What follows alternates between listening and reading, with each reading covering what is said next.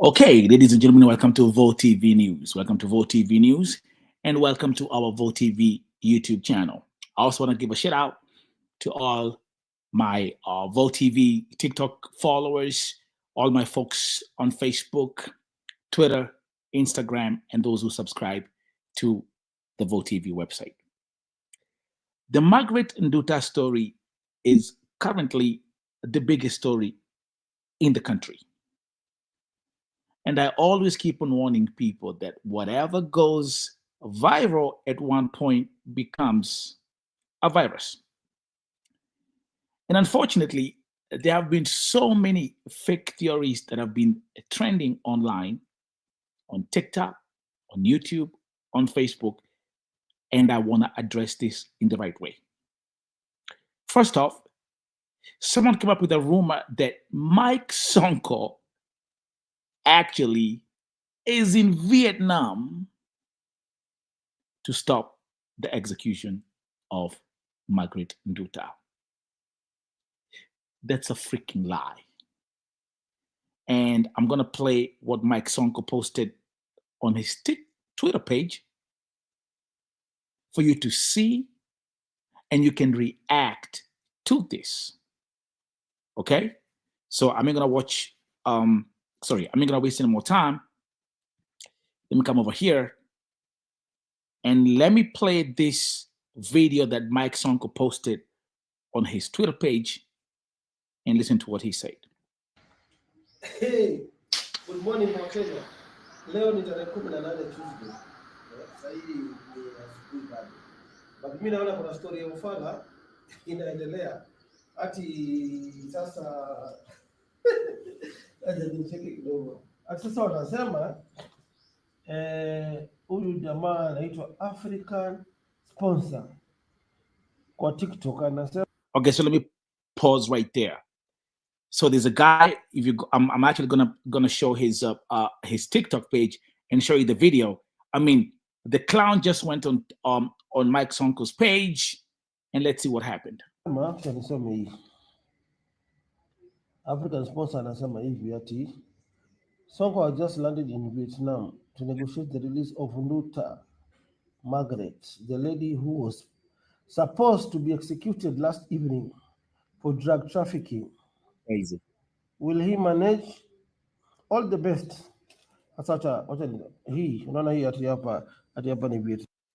And just look at the video, right? The video has like over 3,000 likes, over 172 comments, and because it's already, the fake story is spreading like wildfire.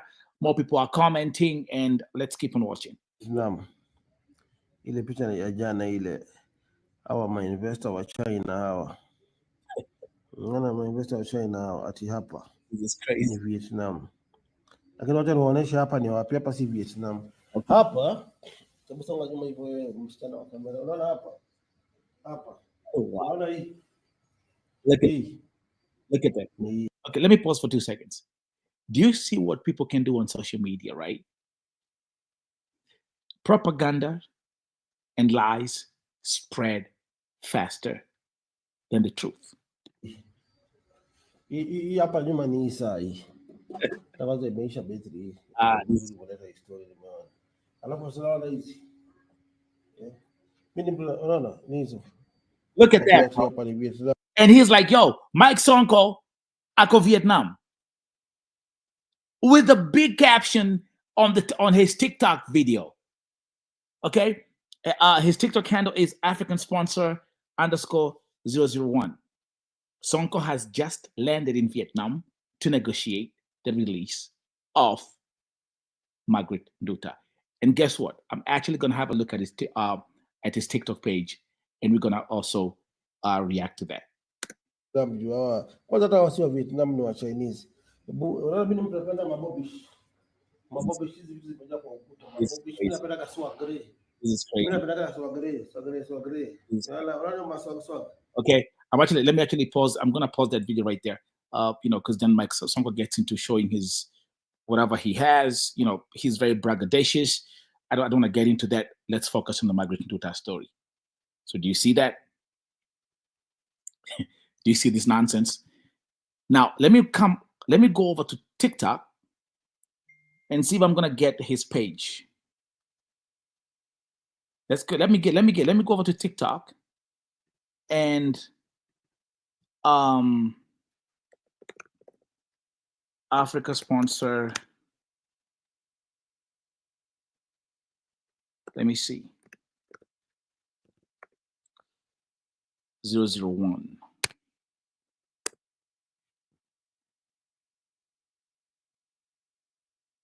Okay.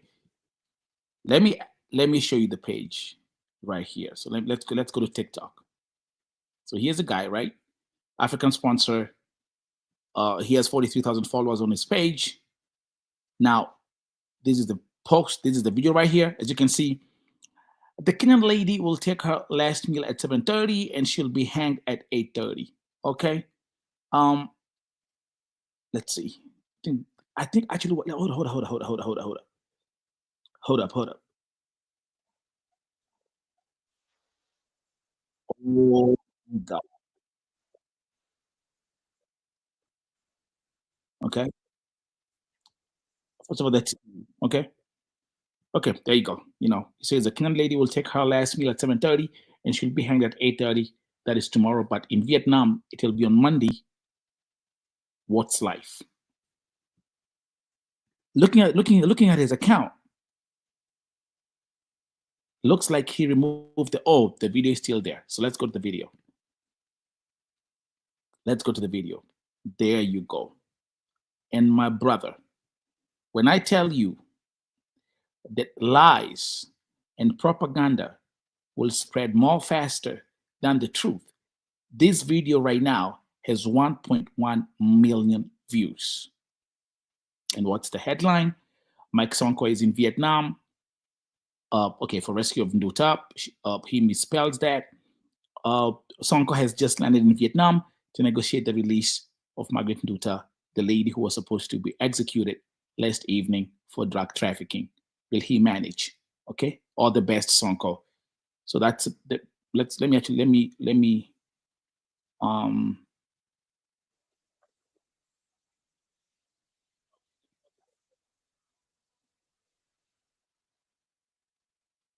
Okay. All you need on this TikTok is an image, a fake caption, and some catchy music.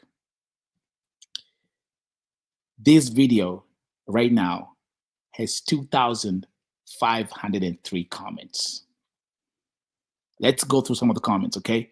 Well, like Mike Sonko, we will make you our president in Kenya because you have everything that it takes to be one, okay? Vote for Sonko, 2027 president, inshallah. I mean, all these people, they believe the story. All these comments, people believed the story. This is Mike Sonko, the picture in his office, chilling with some Chinese investors. I'm going to keep on. We have a lot of other fake videos that are circulating on social media about Margaret Nduta. And what I'm going to do here at Vote TV, I'm going to keep on reacting to those videos and let me be the ambassador of truth, common sense, and logic. Thank you very much. Here at Vote TV, we continue to wish Margaret Nduta all the best. If you're new here at Vote TV, make sure that you subscribe to our Vote TV YouTube channel and our new TikTok page at Vote TV Media. Unfortunately, my Vote TV family TikTok page with 400,000 followers was hacked 2 weeks ago. I'm still hoping and praying that TikTok will help me recover my page. God bless you and be safe.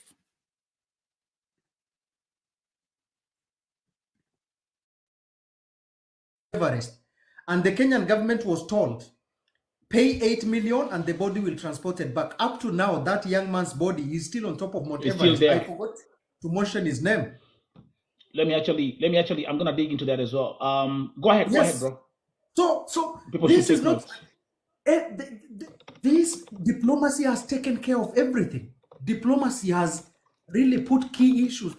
Everything is really been put in place. So if indeed William Ruto would have been very sympathetic about this with his PS, with his Minister for Foreign Affairs, they That's would right. have even done a kind of a shuttle diplomacy, sending a private jet there.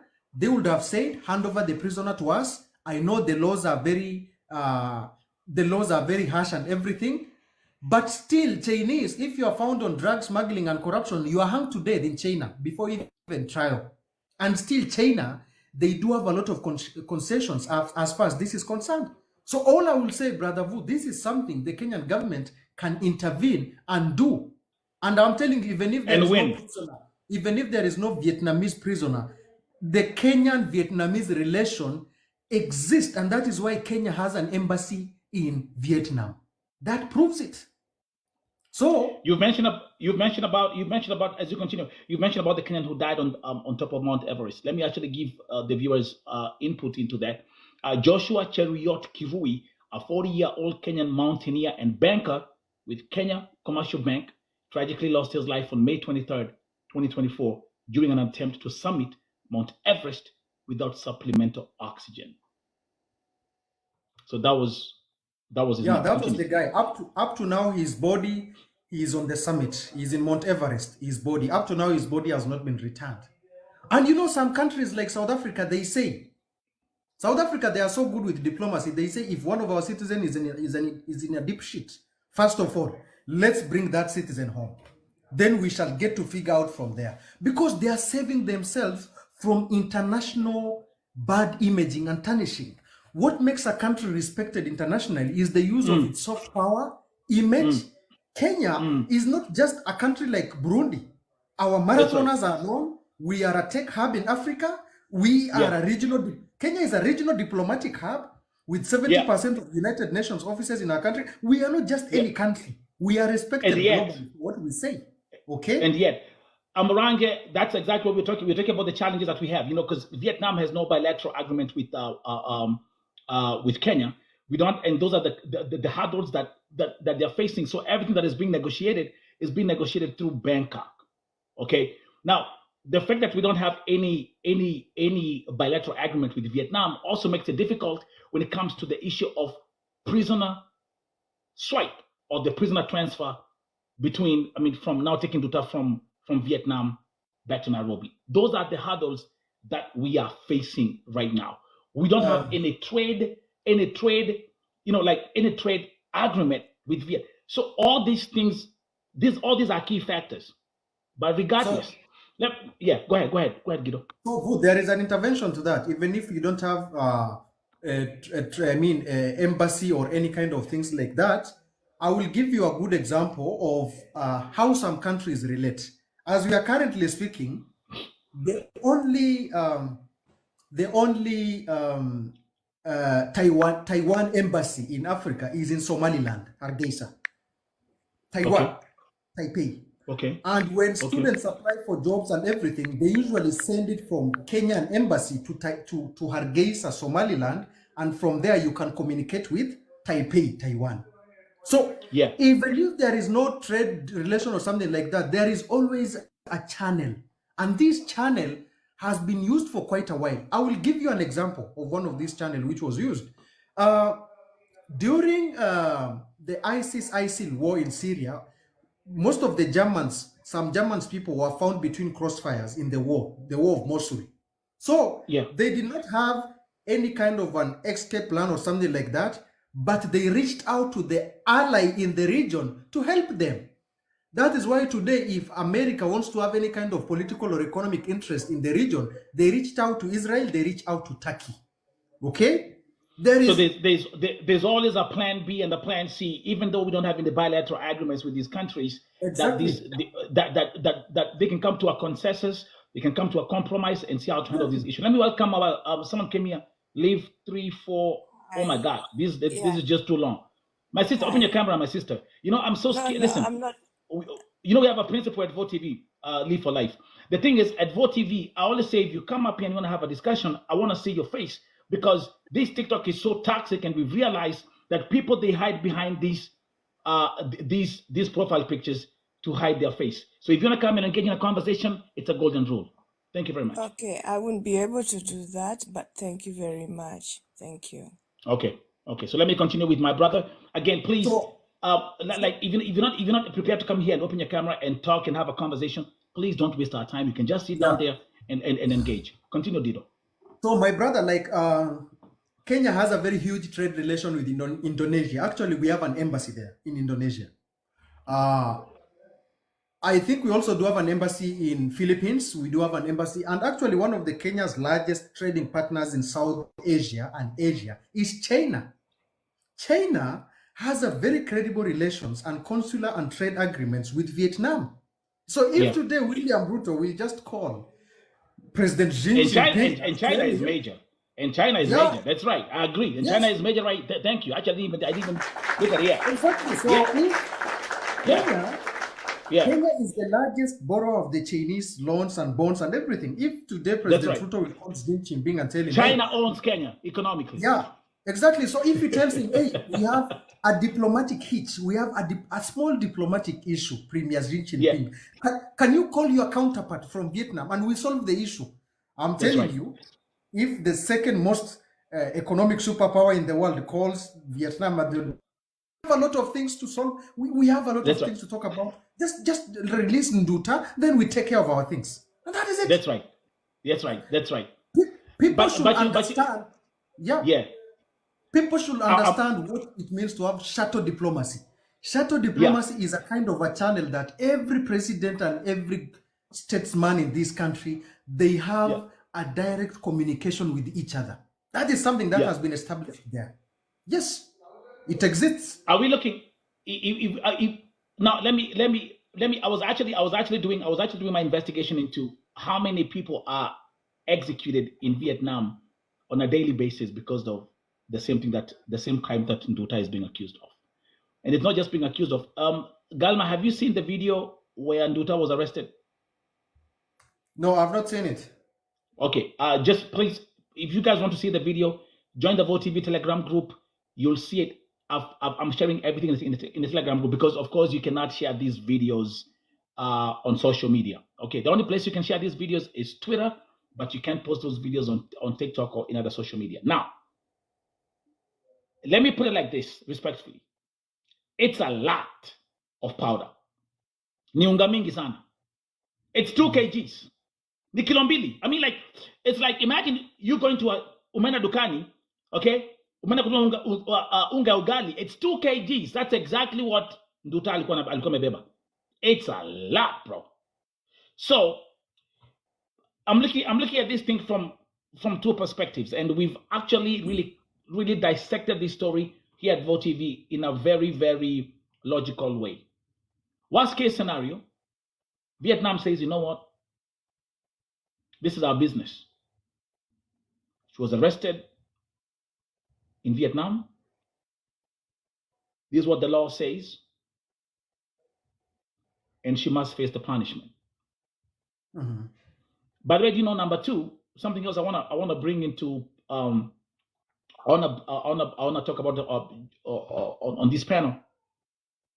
I watched a couple of testimonies from people who traveled to Vietnam, and they said the moment you get to Vietnam, it's not like any other countries where they say, hey, like now if it's in Kenya, oh, karibu Kenya, whatever, welcome to Kenya. In Vietnam, once you get to Vietnam, you know what they tell you? They tell you, look here, bro. In Vietnam, madaza kulevya achana nazo. They start teaching you immediately about the dangers of engaging in any madaya kulevya business. And I'm saying madaya kulevya because of TikTok.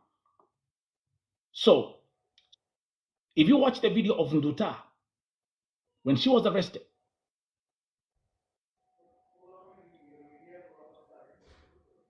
it makes you ask one question. How was she carrying all these unga bila kujua?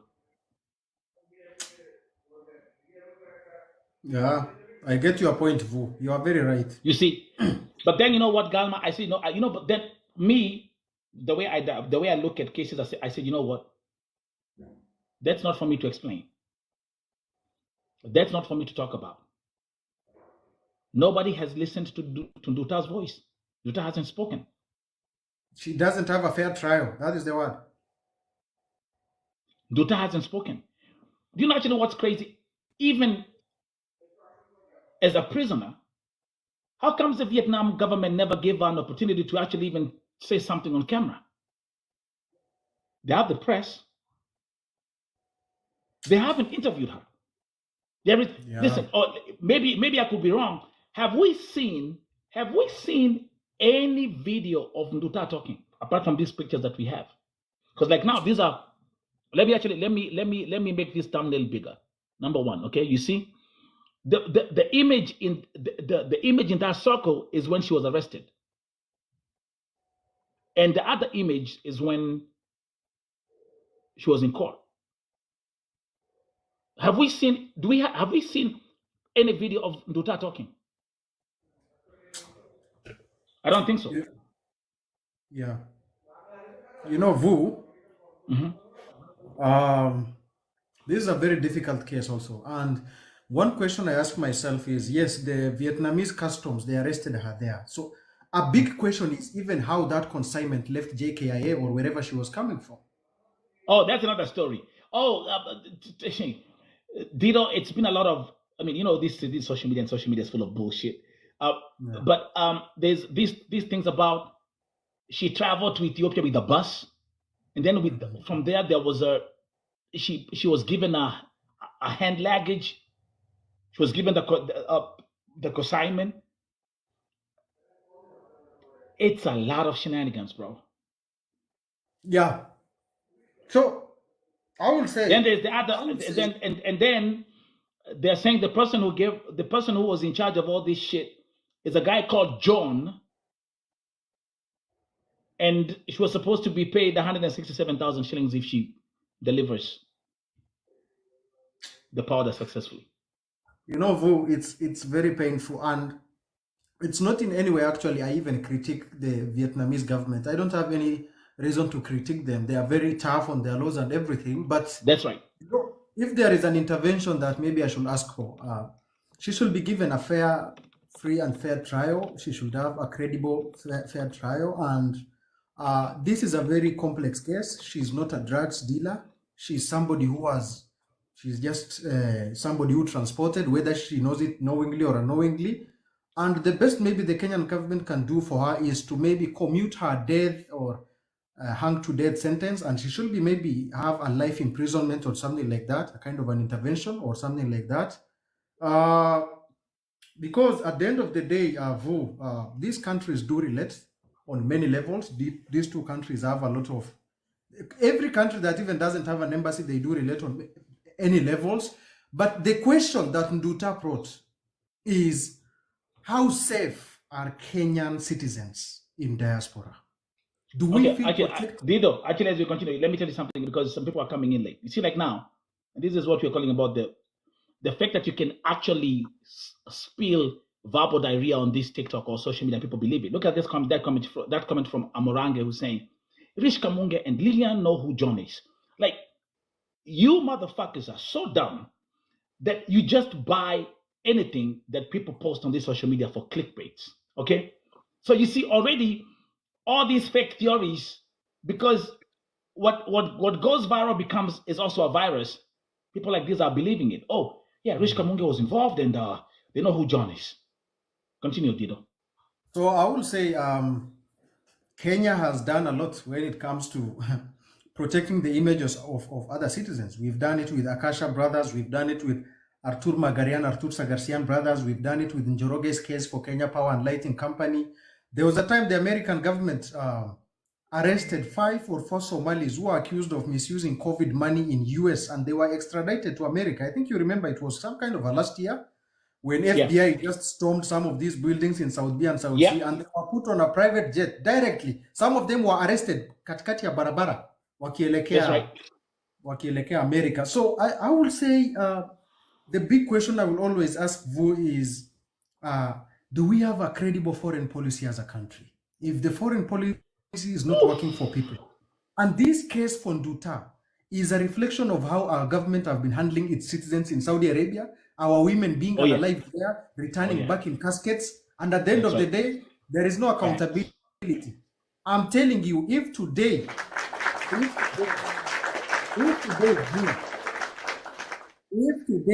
an American citizen will be unalived in Saudi Arabia, there will be consequences. There will be repercussions. Things will not go easy like that. Even in other talk about Saudi. Talk about Saudi, Dido. Because I want to make sure that we don't forget. I'm gonna connect these stories at the same time because those are the two topics today that I wanted us to touch on. Today in the morning, I received a phone call. You guys remember this lady? Let's actually talk about Saudi. Yeah. You remember this lady here? Hold up. Let me show them here. Okay. This is a Kisii lady by the name Cynthia Kerubo. Cynthia Kerubo died in Saudi Arabia a month ago. Na walisema ya kwamba alipatikana kwa bafu kama amejinyonga. Allow me to say this. It's 1 month. There is no proof. There is no investigation. There is no police report. There is no medical report. They said alipatikana kwa bafu kama amejinyonga. And let me tell you something, my fellow sisters, my dear queens in Gulf. This morning, I received a phone call that Cynthia Kerubo will be returned to Kenya on Thursday. Mwili wa Cynthia Kerubo unarudishwa Kenya Thursday. Let that sink in. Yeah. So continue. So the question I will always ask is, countries are very mean. Countries are very stingy when it comes to protecting their own citizens. Are the Kenyan government doing the same for its citizens? And for heaven's sake, the Kenyans in diaspora are the largest remitters of foreign money and foreign funding and foreign remittances and revenues. That's right. They remit billions in billions annually back home. So the question I ask is, if this embassy, the reason why embassies are established is for the Kenyans abroad, is for the Kenyans in diaspora. If the embassies and the consulates are not working for the people, then whom are they working for? That is the question. We should go for actually what they should do. I've always said this for the last couple of years. I've said, you know what they should do? We can actually, if these embassies and these offices are not working for the people, we might as well just shut these offices and let these people go back home. And then we can actually say it's better we have these countries with no Kenyan embassies instead of having just buildings. So what we literally have are buildings with people in there. Don't you guys agree? Yeah. You remember the Westgate attack. Two or three Israeli officials were in that building. 3 or 2 Israeli citizens were in Westgate. Yes. Israel did not even waste 1 hour. They sent Mossad, not because of saving Kenyans, but to save their fellow Israelis in Westgate. That's right. They sent special forces, not because of 10 or 15, 2 Israelis in that Westgate attack. That's right. That is how countries value their people and value their citizens. That's right. You guys remember? Yeah, we are. You guys remember? And now here we are with Nduta's case. So people should not come here and tell us BS or bullshit that Kenya cannot do anything here. If indeed Artur Magarian and Artur Sagarsian were convicted of drug smuggling in this country, the Armenian brothers, evidence ilikuwa kila mahali. But the Armenian government, with all the embarrassment and shame, still had the audacity of telling Kenyans, hand over these people to us. And the Kenyan government did. They did. Artur Magarian and Artur Sagarsian, you guys remember, wakati wa Kibaki, they are in Armenia now. Okay?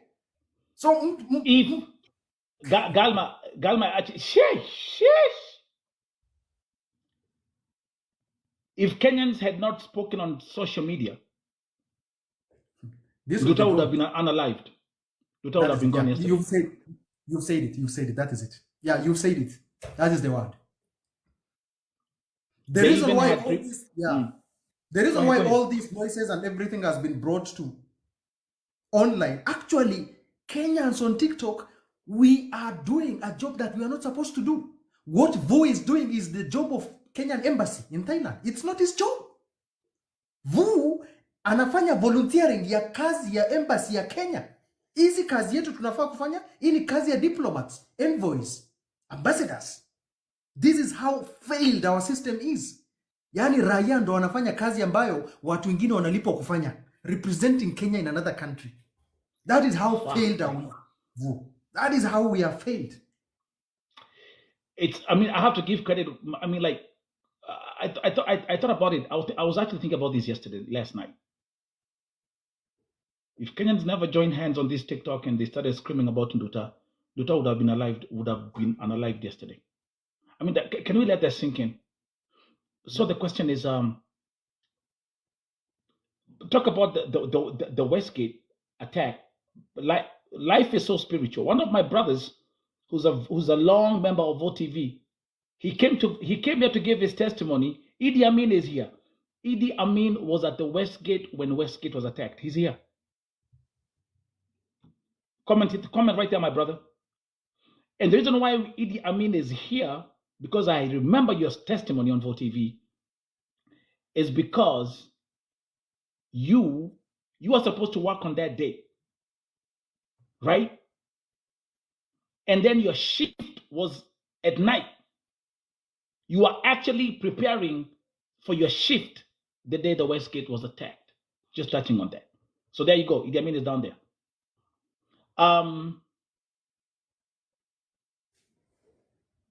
Has Musalia Mudavadi spoken? No. No. Has Ruto spoken? Said a word? No. Apart from now being busy out there handing out chapatis? No.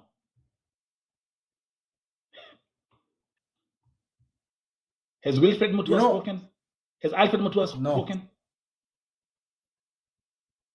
No. Do you know? I think there are Vietnamese prisoners in Kenya, because I remember a case of some Vietnamese and some people who were arrested because of illegal elephant ivory poaching in this country, and they were arrested at the airport. I think there is a story like that. I read it somewhere. Yes, I'm telling you, there is something. What I'm saying is, and I will be honest as far as this is concerned. The Kenyan Ministry of Foreign Affairs, I think they are allocated, I don't check the number, but they receive billions in funding when it comes to allocation to these embassies. Somebody to check up. I think there was some Vietnamese who was arrested with Pembes and Dofu at the Kenyan airport. Something like that. Is someone saying in the comment section that I saw Ruto's daughter said she spoke to her dad about Nduta? Why does the daughter have to speak to him about Nduta like some shit? She's all over social media. Like, it's even his government knows, bro. Like, let me drink some water. From what I'm checking from my data, let me go through the facts, because I was also doing some research on that. They say, as of the latest available information, there are no significant or publicly reported cases of Vietnamese prisoners currently incarcerated in Kenyan prisons. However, this topic involves a variety of legal, diplomatic, and prison factors that can influence whether such cases are more widespread or largely unreported. So we are not officially saying that we don't have Vietnamese prisoners in Kenya. Exactly. This is more of an hidden issue. And they've always been a prisoner exchange. These countries have always been doing this. There are people who have been found on a far much grievance cases, even murder, leave alone even these cases of drug abuse, murder. There have been people who have been found on these grievance cases, and still their countries always believe The first approach is to save our country's image. The next is to prosecute that person in our country. This is what a good number of countries believe in. You know, some of the best countries in Africa, like Botswana, South Africa, Ghana, Egypt, Morocco, Algeria, this is what they do. I remember of a case of an Algerian official who was convicted of some drug cases, I think in France or something like that, and they always have this mechanism of prosecuting and extraditing these kind of engagement. As we are currently speaking with the case of Donald Trump, he is transporting deadly prisoners from America to El Salvador. To El Salvador. Yeah, El Salvador. By the way, which is right now, like here in America, that shit is all over the news because he invoked the Aliens Act. I mean, bro, like if we come to American politics right now, it's like a full shit show, bro. Like me being actually even in America right now, I don't even like give like two fucks right now because it's so much happening and it's so much going on. But I get what you know. Yeah. So he took them, although the federal judge had said they should not be taken to El Salvador. So that's now the biggest topic in America right now. So one arrangement Kenya can do, even if Nduta is prosecuted and convicted and everything, she can serve a jail term in Kenya. That is an arrangement they can always do. They'll tell, okay, fine, you've prosecuted everything to do with her. How about she be close to her family members at least who don't have to buy expensive plane tickets or everything like that to go to Vietnam. Her family can visit her here in Kenya in committee. That is an arrangement the countries will always agree and do. That is what they will always do. You know, that is what can we give? Dilo, can we give? Man, we have a lot of information to digest today, and by the way, you're getting it straight from the source. Let's look at this. Have we had any other African nationals who have been executed in Vietnam? Do you guys know that? Let me give you a quick update. In 2018, Kotsi Tyrone Lee, a South African man, was sentenced to death by a court in Vietnam after he was found guilty of trafficking nearly 1.5 kilos of unga from Brazil to Vietnam. Okay, now it's a long statement, but let me read the closing remarks of this. Despite efforts by the South African government and various international organizations to appeal for clemency, his sentence was carried out.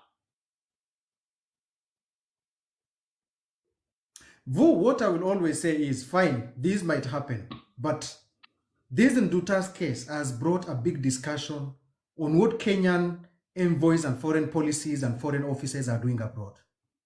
Her case will not die in vain. She has brought what used to be the tip of an iceberg when it comes to Kenyan foreign policy abroad. Yes. I agree, absolutely. Look, if this person had 1.5 kgs, Nduta had more. And that is South Africa. Kgs. And that's South Africa. And South Africa is powerful. And South Africa is more powerful than Kenya. Fuck. Yeah. This is serious, man. Mm-hmm. It's fucking serious. But the question is, man, the question is, okay, fine. Nduta, let's even like whatever has happened. Nduta's case has been culmination of what has been happening in Gulf countries. No, sai leo, if one member of parliament, akiiba pesa, our gluttonous members of parliament will be like, let's create commission of inquiry. Let's create commission of investigation. Has there been any commission of inquiry created by the Committee for Foreign Affairs in Kenyan Embassy, Kenyan Parliament, for the Kenyans who have died in Gulf? No. And you're talking to someone who has, and you're talking to someone who's I have a petition in the parliament. My petition to protect every Kadama in the parliament, in Gulf, is in the parliament. And the answer is none. We are so much obsessed with creating commission of inquiry. Today, with these cases of abuse, raping, death, and non-disappearances, has there been any special benchmarking mission DCI, Interpol, Kenyan mission abroad in Gulf has conducted, have an agreement for the people who did this to be tried in Saudi courts for what they No. did to Kenyans, because they No. did not do that to animals. They did it to sovereign citizens of Kenya. No. No. Actually, as a matter of fact, in celebrating 10 years of Vote TV, not one single Arab has ever been arrested or convicted in court for those crimes. More than slavery. They And have the we license have- to kill, they have the license to grape, and we have a government. And how many Saudi officials and UAE officials smuggling illegal gold from Congo using Kenyan ports to Dubai? A lot.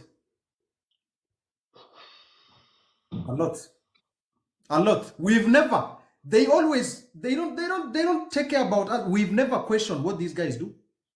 I know No. of many gluttonous sheikhs and officials who are based in Nairobi, who are smuggling Congo's gold through Kenya and then they take it to Dubai. We've never held them accountable.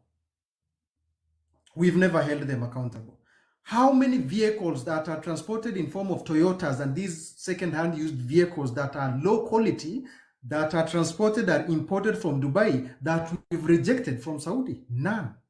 We don't even compromise in that. We don't. How many basmati rice?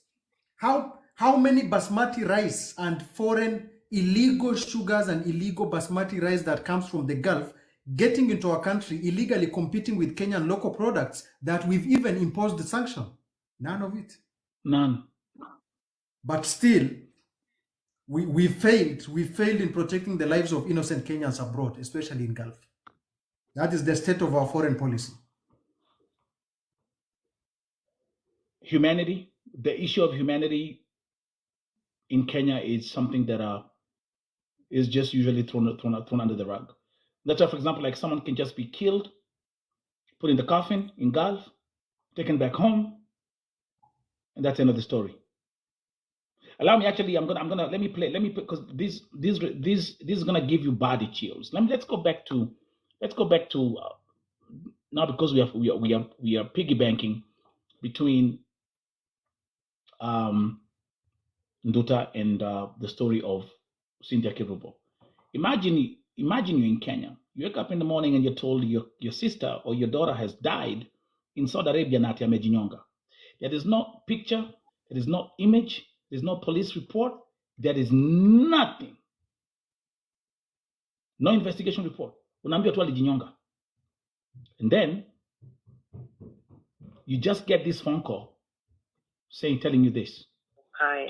Yeah, You're aware? yeah. Are you Mercy? I'm Or Mercy. Bridget? I'm Mercy. You're Mercy. Okay. We've been given Vincent, Mercy, and Bridget to call. Yeah, So I can speak to you? yeah. You can pass the message to Vincent and Bridget. I'm calling you from Emirates Cargo. Okay. My name is Penina. Yes. They've told us we'll let you know that the human remains is arriving in Nairobi on 20th. Okay. That will be on Thursday. Thursday at 7:30 p.m. I mean, I just want you to hold on there. It's been a month. The husband is crying to me every day. You know the thing, Vo, with And that the voice. only phone call that they could give the family, did you hear that? Is that we are calling from Emirates Cargo. And the human remains of Cynthia Kirubo will be transported on Thursday. Back to you. You know, Vo, the Kenyan government had no humanity even of giving a call to the family of this girl. It took a private entity to inform them. That is how It took Vote that is TV. how- It took Vote TV to blow whistles about this case. Yes. The Kenyan government, even like, they could not even write a letter, explaining anything. They can't do that to the families and everything. They don't. And mind you, today, I will give you an example of Botswana and South Africa. Any national who dies abroad, the embassy of South Africa in US or even other countries, they would be told, draft a well-detailed report explaining how this citizen died in this country. The ambassador is given that role. He's told explain the events that led to the death of this person in this country. You remember that case of a South African lady who was left by her husband was beaten. I think it was in Bulgaria or something like that. A South African woman, you remember? What happened in Bulgaria? I think it was in one of these countries in Europe. So alienda akaoa somebody from Europe, and then she was abused, alikuwa na gender-based violence and everything. The South African embassy in that country in Europe, they called the lady and told her, you will no longer suffer. Come, we give you ticket, we send you back home, we deal with the case, and we shall follow it up for you on your behalf. Which reminds me, again, because VOTV have done tens of thousands of interviews, reminds me about 2 years ago, 3 years ago, if you remember, I hosted the mother of Janet Achieng, the lady who was found dead in Albania. Her body was thrown from the 3rd floor. You guys remember that story? And Yep. I'm the one who broke that story, and I had the mother, and the mother was here. The mother had to fly from Kenya to Albania, and there were questions about how she died, because they said she left work after midnight, got home. Someone took her home. She got home. She called the mother. That was the last call. She was found dead.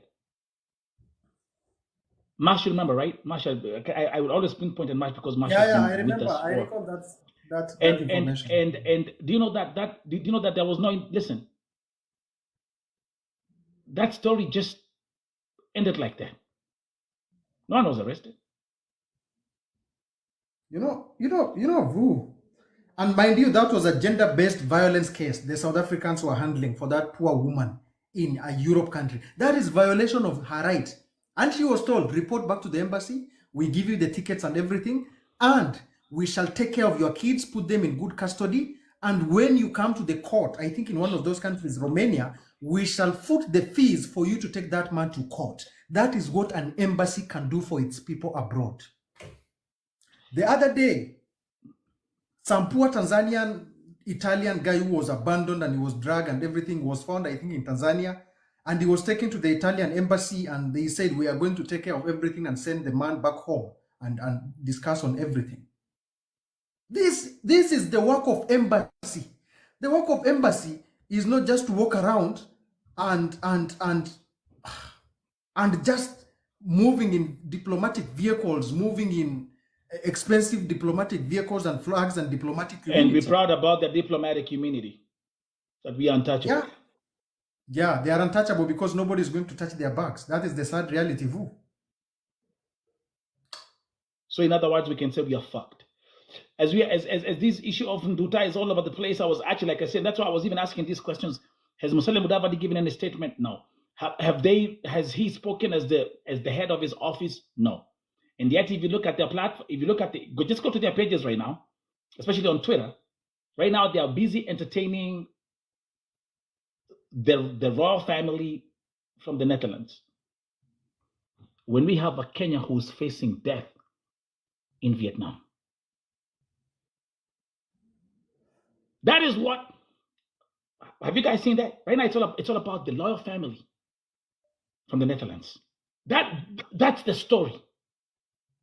You'd have expected that the government would put everything on the side and blow whistles and make Nduta the main subject. Because when you rescue one Kenyan, you've rescued the entire nation.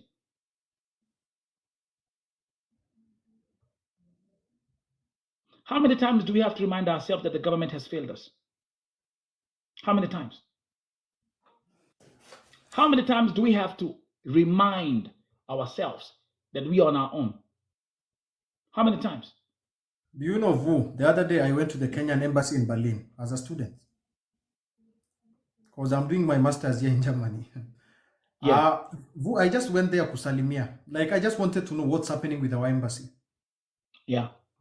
Vu, I stood there for more than 5 hours for them to verify, for them to check. And I'm not there to ask for any help. I'm just like, hey, I'm a patriotic Kenyan. I want to know how my taxpayer is being utilized in this country through this embassy. Nothing else. If I start talking about the embassy in Berlin, that's going to be a long story. Yep. So, Vu, It's high time we ask ourselves, these billions of money that we take from public taxpayers' money, is the foreign affairs officers really working for Kenyans, or they are just representation of Kenya's oligarch interest abroad, honestly speaking? Wow. Yes, that is the high time. Because I see Leo, that comment by Abdi saying these agents companies must be sued, and Kenya doesn't have embassies but business offices. That's a statement in the comment section, by the way. I had to read that out. These are business offices, and I'm telling you, all of these embassies abroad, it's like a family entity. The ambassador brings his cousin to be the secretary. He brings his uncle to be the accountant. He brings his daughter's son to be the secretary. That is how they do, by the way. That if you really want to know the pattern of our foreign embassies, mutaona hizo vitu, they are very clear. All of them are related. It's like an extended family tree, but in diaspora. That is what they do. The statement that we don't have embassies in the diaspora, that these are business offices, man, that hits different. Rose Onigi, alafu wanafanya party kila mwaka. Ni kama uende vita vu, na unajua, ni kama uende vita, na unajua, you are getting into the battlefield blind. With no armor. Hauna protection vest. Hauna zile raise, hauna armor. It's like you are on the last magazine of your bullet, and still you are heading into the battlefield with no one to back you up. All the battalions are finished. You are the only person. That is the case for the Kenyan embassies abroad. Kenyans, we feel because of this flag, that we feel kind of like, everybody respects us and everything. They do. International community, they respect Kenyans. But the people whom we thought are the ones to protect us, they don't give a fuck about us. Yeah. So we are fucked. We are messed up. We are messed up. Abdi is saying, exactly, bro. You can't get the services as a patriotic Kenya. Ni lazima uwe na godfathers. If it took you 5 hours just to be attended to in Berlin, then what do you think about then a place like Saudi Arabia? Do you know what Americans do with their foreign affairs office? Actually, Donald Trump has no political power in appointing ambassadors. There are two types of ambassadors in America. There is the political appointment, and then there is bureaucratic. Those people who rose through the rank, they are not either Democrats or they are Republicans. Robert Godek, the former Kenyan American ambassador to Kenya, was a bureaucrat. That guy, even Trump came, Obama came. Nobody has the right to fire him. That's is a fully competent person there. In Kenya, the likes of Robinson, Gidea, and Kimani, they were just recalled immediately. Ruto gained power because they were installed there by Uhuru. So all our appointments are political. Nobody there is there to serve the patriotic interest of Kenya. Country kama USA wamesema, no matter how interest and political tuko nayo, vitu za foreign affairs, wacha tupe wazalendo. Tusiweke siasa. That's what they say. That's a very nice point. You're right. That is why FBI and they don't intervene, and that's a whole department on its own. Like kama FBI wakienda kushika mtu or anybody, they don't care whether you are a Republican or Democrat. They are there to protect the flags of United States. That's right. Let me also say, like, I was about to make that to reply to what one of our brothers said. Brother Abdi said in the comment section. Look, these agents will never be sued by anybody. My friend, the government officials, they own agencies in Kenya, so how do you expect them to sue? Let's just be realistic. You see, the good thing, the thing, we're looking at facts. We're looking at facts right here.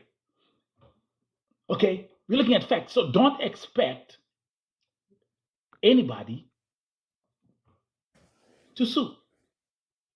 And even in Nduta's story, who is this John guy?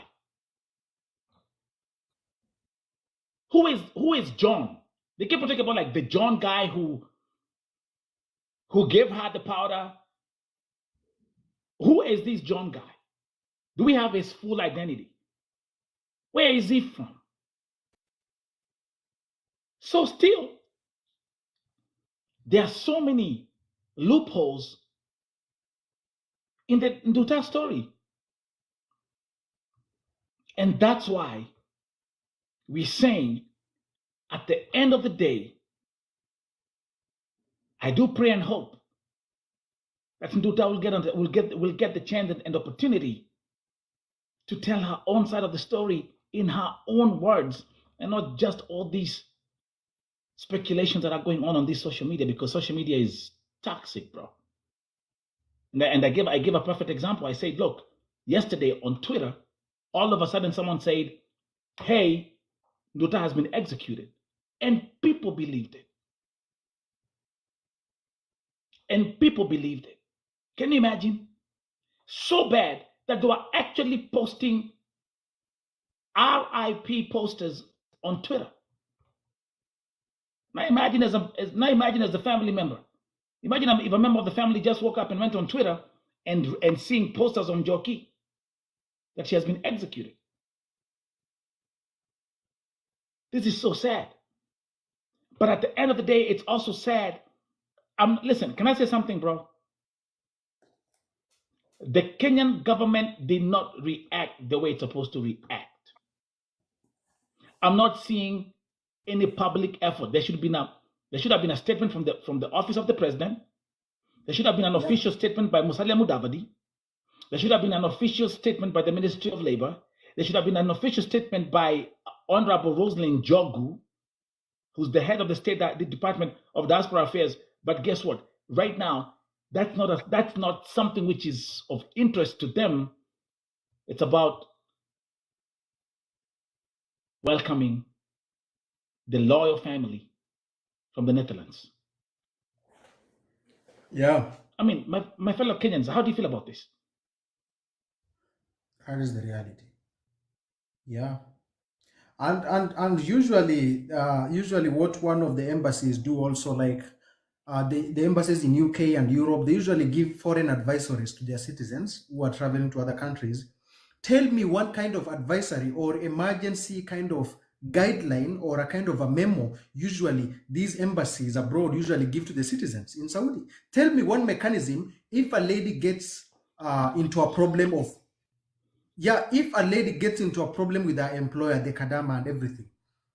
Tell me one mechanism where they can call a toll-free number, they can reach out to one of the volunteers and field agents of the embassy who can come, assess the situation, reach out to partners, escalate the issue from a national level to an international level, back with the Kenyan embassy.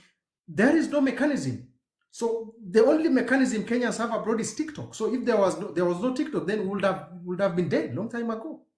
That's true. And that's why, like, everybody who just, again, I repeat, we're celebrating 10 years of OTV, and for them, their office, listen, Brother Dido, it's so bad that I even have right now in my fucking inbox people who left Kenya 1 week ago, Kadamas, coming to VoTV asking for help. Yep. 1 week. And actually talk about that because I've seen it and I've seen it all. There's something I want to share with my fellow sisters, especially the new ones who are going to this place called God. So yesterday, someone reached out to me early in the morning. And she told me that she left Kenya 1 month ago and went to Lebanon. And when she went to Lebanon, according to this lady, she sent me a picture that she had been badly beaten. And first of all, I'm going to show you the picture that I'm talking about.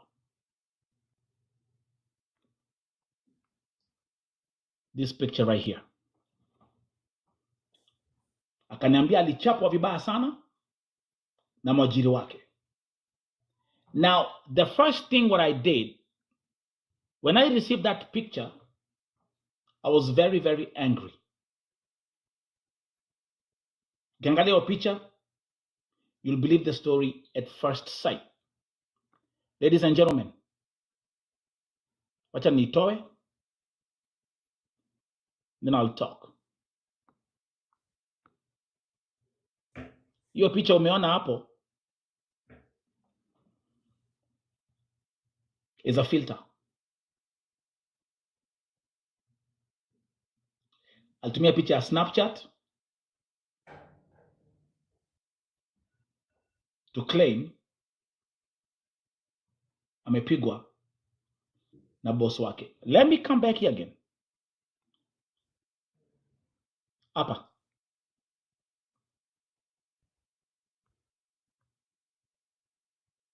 Ini filter dido. People forget that we have tools that can analyze a picture. Yeah, actually, one red flag is her confidence to put on the glasses as if she's fancying and she's still injured. People forget that we have something called image forensics that we can run on these computers. So huyu msichana, and actually let me watch kaa hapo kidogo for free marketing. Now this is the kind of nonsense that I would not tolerate on Vote TV. Ujinga musinilete. But and then comes the next question and the next statement I want to make. Lebanon ilifungwa kitambo sana, and you people are still going there.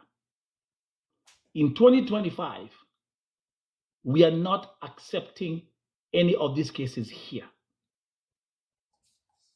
OG in the filter. So what they are doing is, for them to get my sympathy, don't try to come to Vote TV with this kind of ujinga. Wow. So just FYI. Now the problem is, when they come, someone like this ataribia watu wengi sana. Again, I repeat, there she is. That image is not real. That image is a filter.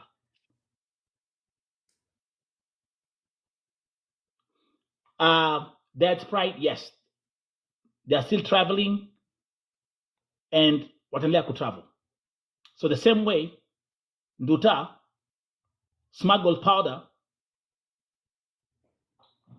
the same way they'll keep on traveling.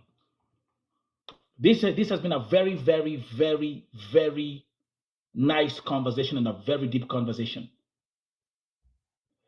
Thank you so much. Let's go back. Dido, I wanna, we have to look at this thing from a happy ending for Nduta or the other reality facing Nduta's case. Like I said, in 2018, a South African was arrested in Vietnam carrying 1.5 kilos of powder. Lee was sentenced to death. There was international intervention. South Africa is a more powerful country than Kenya, and still Lee was executed. Nduta had 2.2 kilos of unga.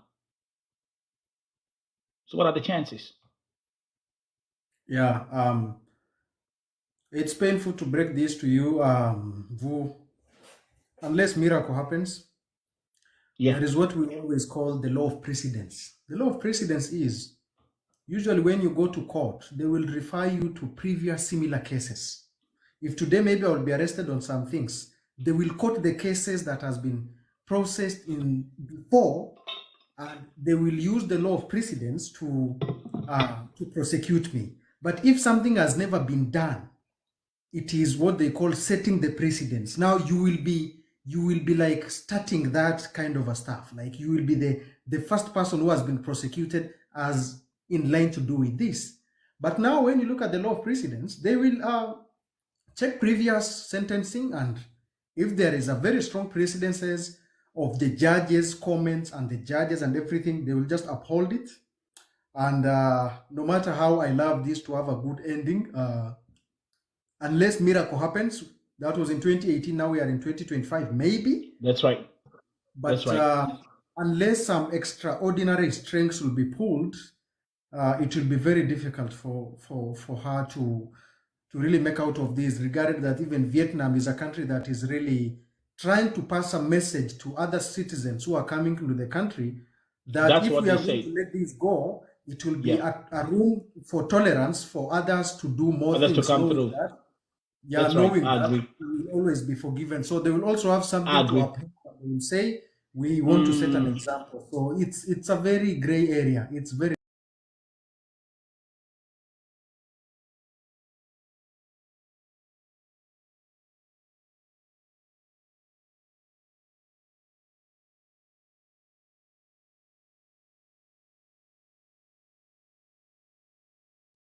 Join Telegram, come on, join Telegram, you have Vote TV. Just keep on pushing. Whichever way you can, una support.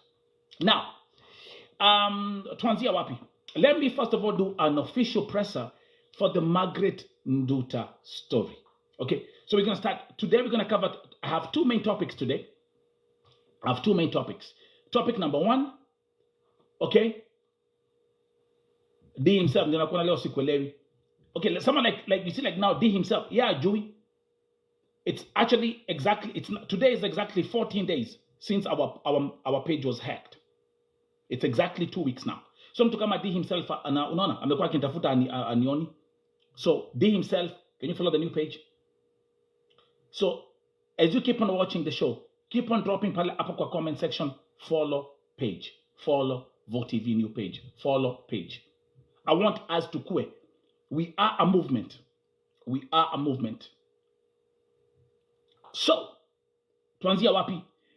I've been documenting the Margaret Nduta story from a press perspective as Vote TV.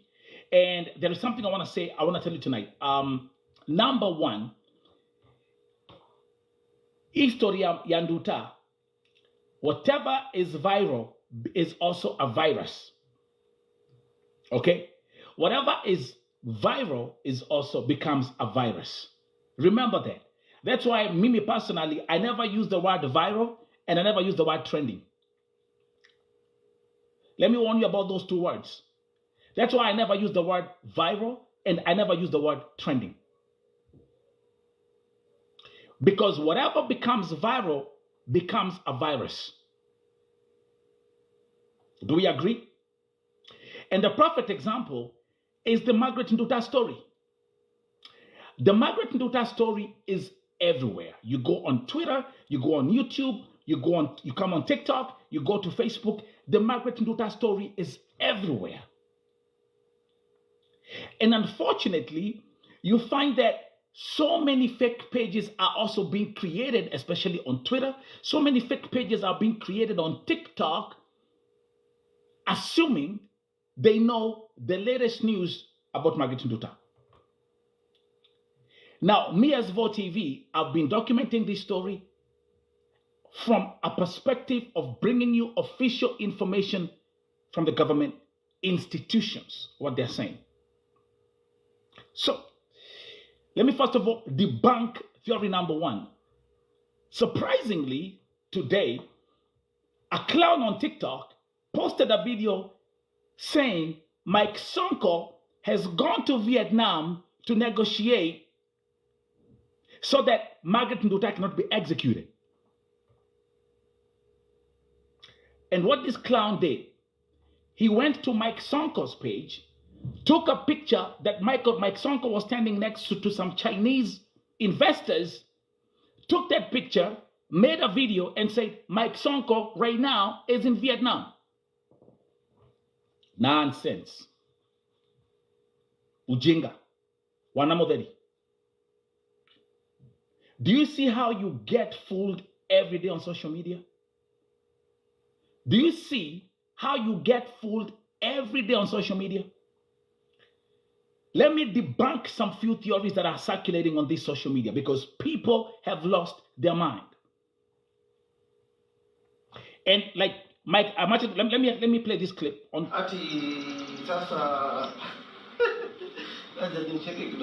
That's my song. Huyu jamaa anaitwa African Sponsor kwa TikTok anasema, acha nisome hii. African sponsor anasema hivi ati Sonko has just landed in Vietnam to negotiate the release of Nduta Margaret. Sonko has just landed in Vietnam to negotiate the release of Margaret Nduta. I mean, this clown took that picture of Mike Sonko standing next to some Chinese investors and made a video on TikTok. But guess what? Again, I repeat, when something is viral, it becomes a virus and people lose their sense of logic and they just think with emotions. That is exactly what happens. So you find even on that video on TikTok, a lot of people are commenting and they're commenting and they're commenting and they're commenting. And now because I'm here to give you, to debunk all the craziness that is going on social media about the Margaret Nduta story, there is something else I also saw. There is a clown on TikTok and there is a clown on YouTube who actually even made a video saying that, oh my God, that Rich Kamunge and Lillian are the ones who booked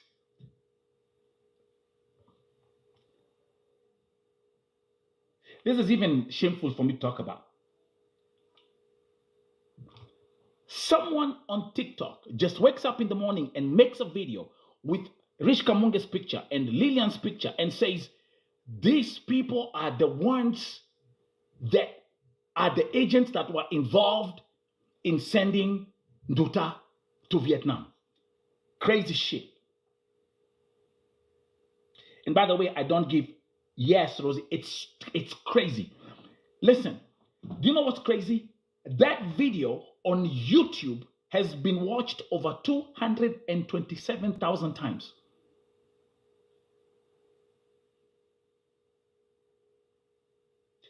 Crazy. And guess what? People are just commenting. And listen, everybody here who's watching, all my Vote TV family members, can you keep on typing in the comment section every 10 minutes? Follow a new page. And let me tell you something. Na hivyo ndivyo watu hupigwa vita hii social media for nothing.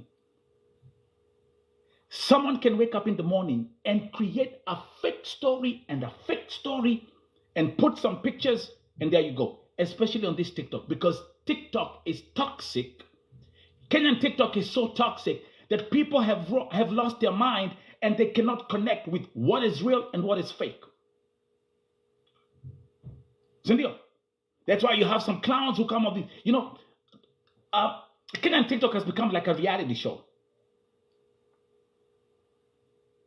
And because it's so toxic, people can say anything and they can post anything. So let me first of all debunk those two theories. The Mike Sonko story that he went to Vietnam, nonsense. The story of Rich Kamunge and Lillian, that they were the agents who booked the ticket for whatever, all that is bullshit. But who am I telling? It's easier to fool people than to convince them that they're being fooled. That's my favorite Mark Twain phrase of all times. I repeat, it's easier to fool people than to convince them that you're being fooled. Now, let me talk about the third theory that was on Twitter yesterday, and people were believing it. Now, let's come back to Nduta. Margaret Nduta was supposed to be executed yesterday. Correct? March 17th was when Margaret Nduta was supposed to be executed. Jana. And guess what? People on Twitter started posting, Margaret Nduta ameuliwa.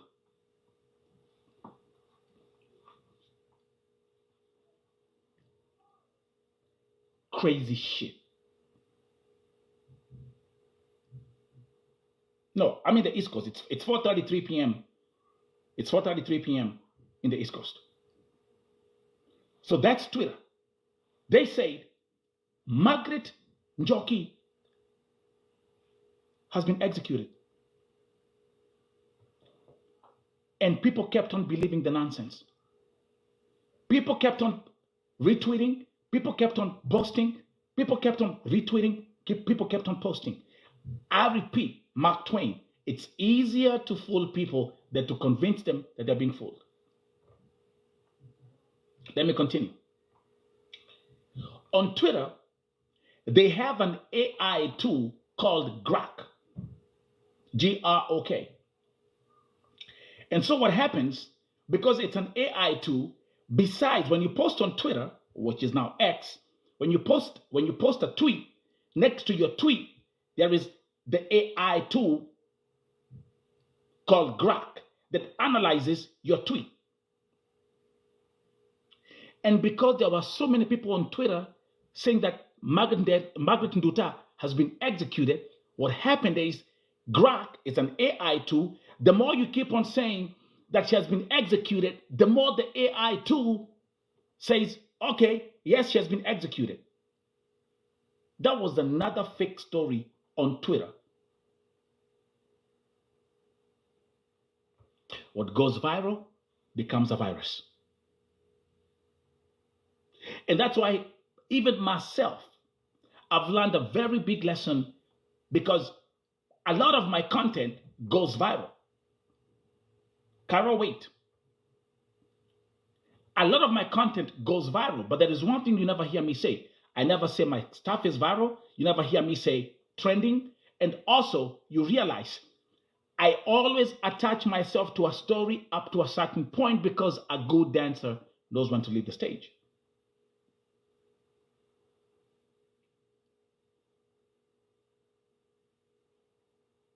Thank you very much, Carol. So Carol UK is asking, is Nduta coming back to Kenya? Now, let's look at the legalities, the legal challenges that our government is facing. And I'm going to give you listen, whatever I'm telling you, whatever I'm documenting, it's strictly what I'm watching on the government's page.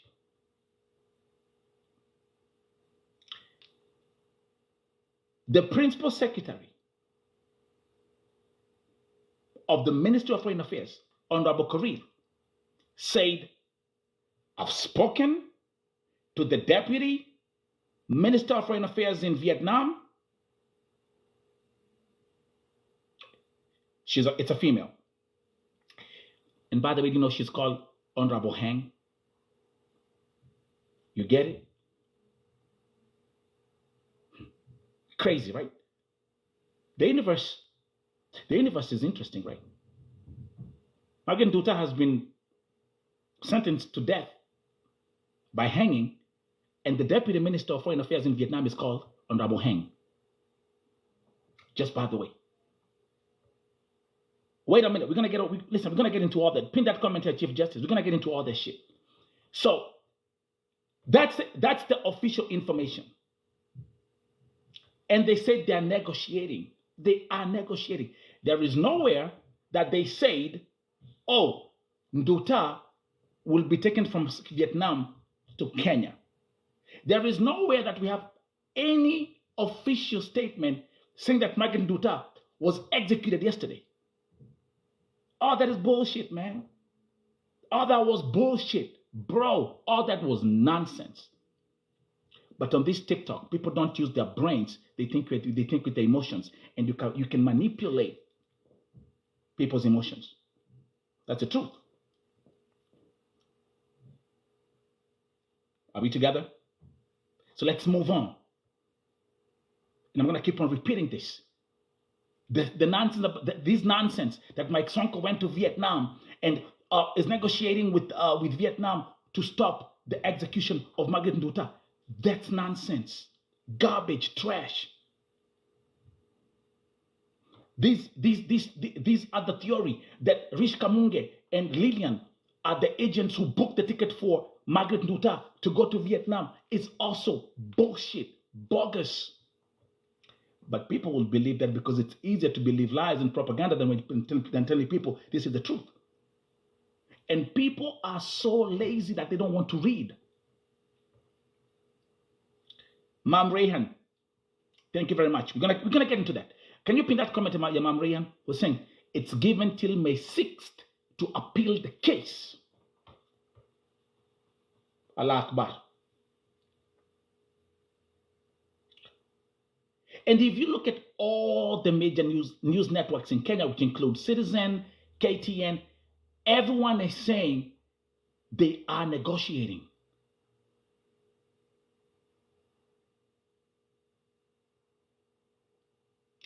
Don't buy any other nonsense on this social media. And by the way, let me tell you something, because all Kenyans right now, they are flooded on TikTok. Don't buy any nonsense that is being spread on this TikTok.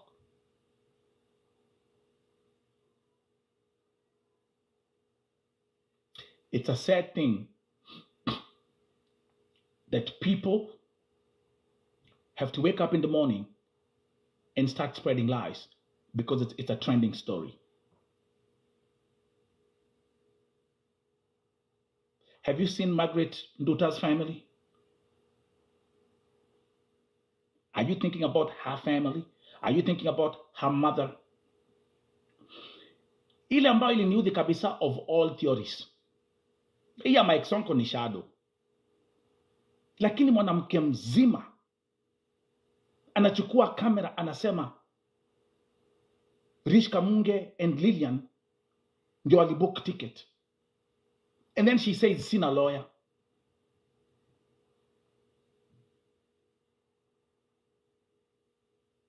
And you post it.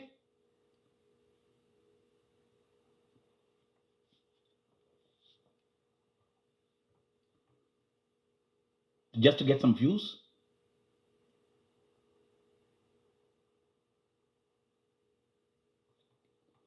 Rosie, I see you, Queen. Welcome to the new page. And people still buy that nonsense. You can post something like that for clicks and views. But this thing called the universe will come for you.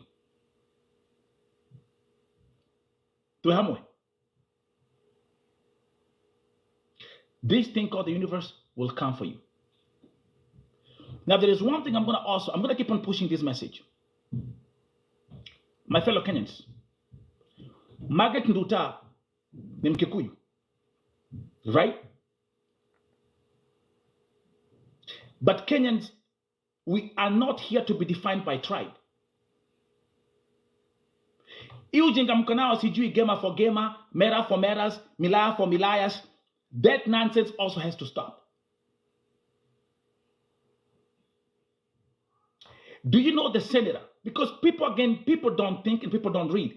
Do you know the senator who actually tabled the motion and wrote an open letter to Honorable William Ruto, the president, is from Kisii County.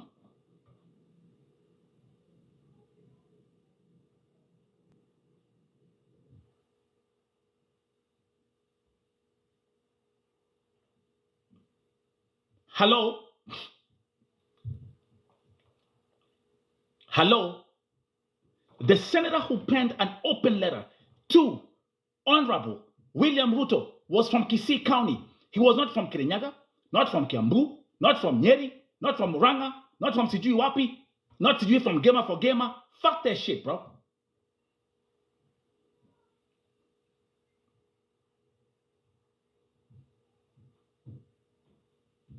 The only language, my fellow Kenyans, you should be preaching on this TikTok is called LLC. Not a company. Love, logic, and common sense.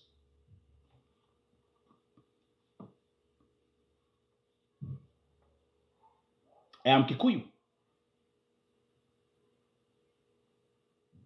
But I will not be defined by my tribe. And all of you Kenyans. So let me tell you, and that was the question I was asking you folks. I was like, okay, now you come up with this shit. Okay? Gema, Gekoyo, Embu, Meru, Akamba. Fuck that shit. We have 38 tribes in Kenya. Sorry. We have 42 tribes in Kenya. What's going to happen with the other 42? With the other 38? What will happen? Kenya si agema peke yake. Look, it's not a problem. Why can't we join hands? Why can't we join hands and say we're gonna unite as Kenyans to build Kenyans for Kenyans? Can I get an amen? And guys, by the way, can you follow this new page? I'm gonna keep on repeating this all the time. My Vote TV family page with 400,000 followers was hacked 2 weeks ago. I'm still pleading with TikTok to get my page back. But meanwhile, follow this page. Do you guys agree? Am I making sense? Let me ask you a question. Nduta is a Gekoyo. But the Kenyans from all tribes joined together and were praying for Nduta.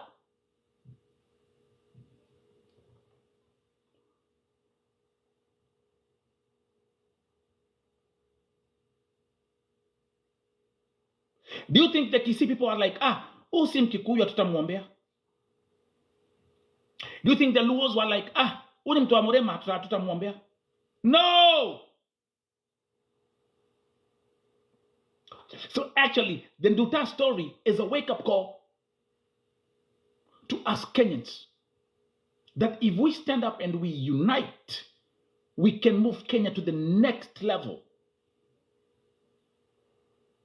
But if you divide, you fall. Am I making sense? So then there is something else I wanna, because I was reading, I read the open letter that Honorable Richard Onyonka penned to the president. There is something that he said. Na hapa itabidi niongee lugha ingine nionchanganya hii TikTok. Let me ask you a question. Nani ameona video ya Margaret Nduta vile alishikwa airport na kilo 2 za unga? Mikono juu.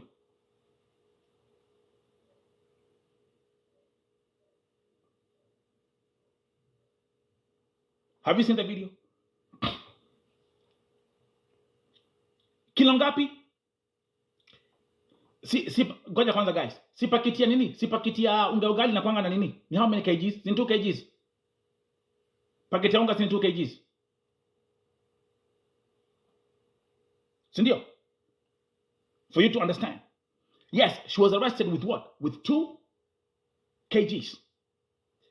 And that's exactly 2,000 grams.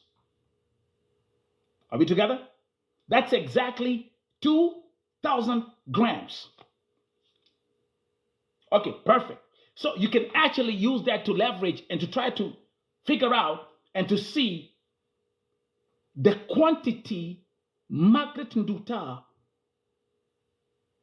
was carrying. Rose Comrie, yes, listen, on the video it might look less. This is fine powder. The video can give you the wrong impression, but hata ukiangalia what they place on the table is allowed. Do you know how much is allowed? Do you know how much is allowed? In Vietnam, who knows the minimum? No, they're not pictures, they are videos, Mam Rayan. We have all the videos. You have to make sure that you're in the right platform. Do you know what's the minimum? Okay, let me give an example. Ray is saying 600 grams.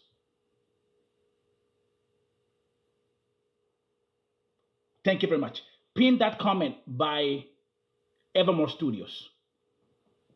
The minimum is 100 grams.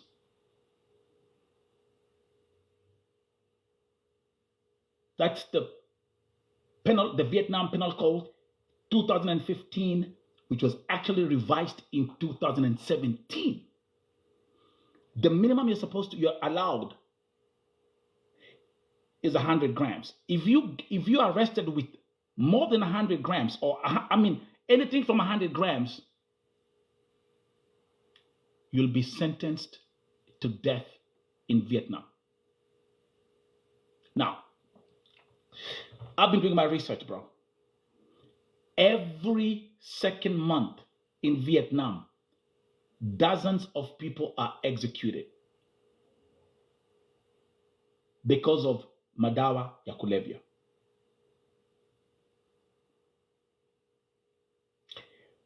They have different, go check, I've read the penal code. The penal code 2015 Baba Imani in 2015 was 600 grams, but in 2017, it was revised. It's 100 grams, Babo. Go check the Vietnam Penal Code 1917, paragraph 149 and 150. Westkap, noch nicht. Noch nicht. Okay? So, I'm gonna give another perfect example. In 2013, an American citizen by the name of Jason Dean was arrested in Vietnam en route to Australia kama amebeba madawa ya kulevya in his underwear.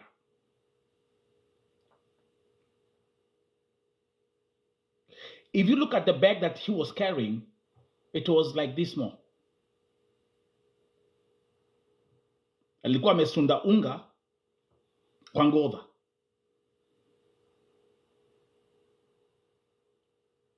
He was arrested and he was sentenced to death.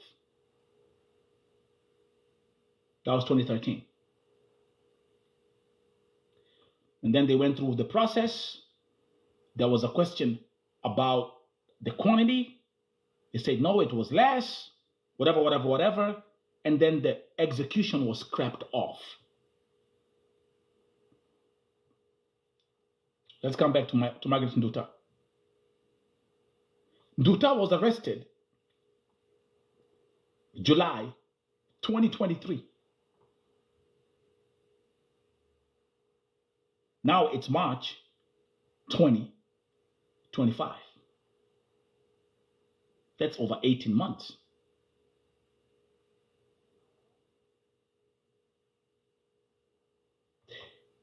Let's look at the legal challenges that the Kenyan government is facing. Number one, we don't have any bilateral agreement with Vietnam. We don't have a Kenyan embassy in Vietnam. And with that said and done, there is no prison transfer agreement that can occur between these two countries because of the lack of bilateral agreements. So everything that the Kenyan government is doing right now has to be negotiated through Bangkok. Welcome everybody. And guys, mukingia up. This is a new page. This is a new Vote TV page. Thank you, Lucy Joseph. Thank you. Follow our new page as we still await for our old page to be recovered. Okay. Now, Mbash, I've seen your comment. That has also been a discussion. People are saying, this looked like it was not the first time she did that. You know what I say? Whether it was her first time or her 10th time,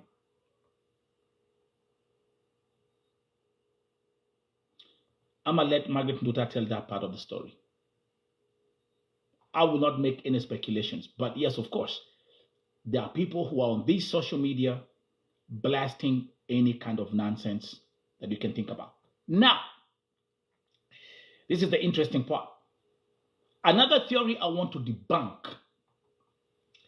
The Margaret Nduta story also becomes political. There was a group of people on social media who actually made some very interesting flyers and some very interesting videos saying President Uhuru Kenyatta is the one who called the president of Vietnam because the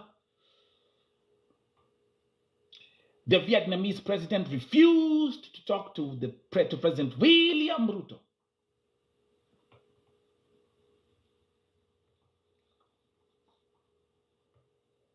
Sounds interesting, right? Do you buy that nonsense? Did you buy that nonsense? Did you buy that shenanigans? People saying that former President Uhuru Kenyatta is the one who called the president because the Vietnamese president refused to communicate with President William Ruto. And then the whole shenanigans, they start, oh, because Ruto is this, Ruto is that, blah, blah, blah, blah, blah, blah, blah, blah. People, you hype the noise on social media and you forget the facts.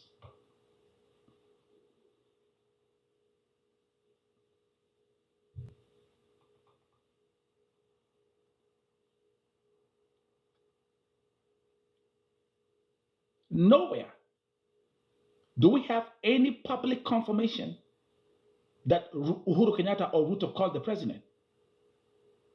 But we have, on public domain, confirmation that it was a communication between the Minister of Foreign Affairs in Kenya, the Office of the Foreign Affairs in Kenya, and the Office of the Foreign Affairs in Vietnam. Kalas.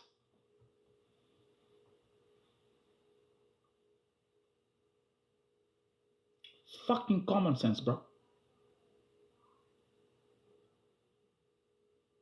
Now you involve Uhuru Kenyatta and you start making some flyers and you start posting some videos and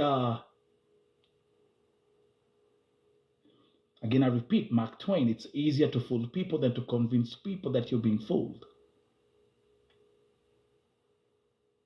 We are living at times where people will believe anything on social media than even what they read on the Bible.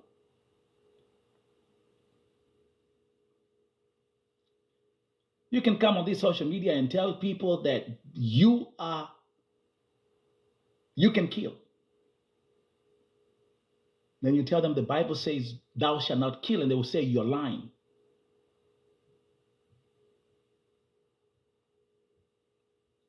We have lost common sense. Do we agree? Do we agree? Oh, yeah. And by the way, you can enjoy your shenanigans. And I kept on saying that this TikTok will keep on getting so toxic that a point will come that there will be nothing on this TikTok than just umbea, moshene, and chai. That's exactly where you are. You will always reap what you sow. You cannot plant mahindi, uvuna makorofia. Doesn't work like that. The universe does not work like that. If you plant hate, you'll harvest hate. If you plant love, you'll harvest love.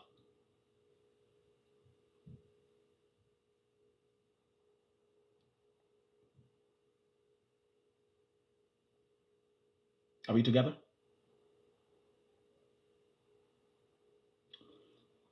Let me tell you something. If you come on this TikTok and you believe everything you see on TikTok or you consume on TikTok, even you really need to go and get accessed. And you need a doctor.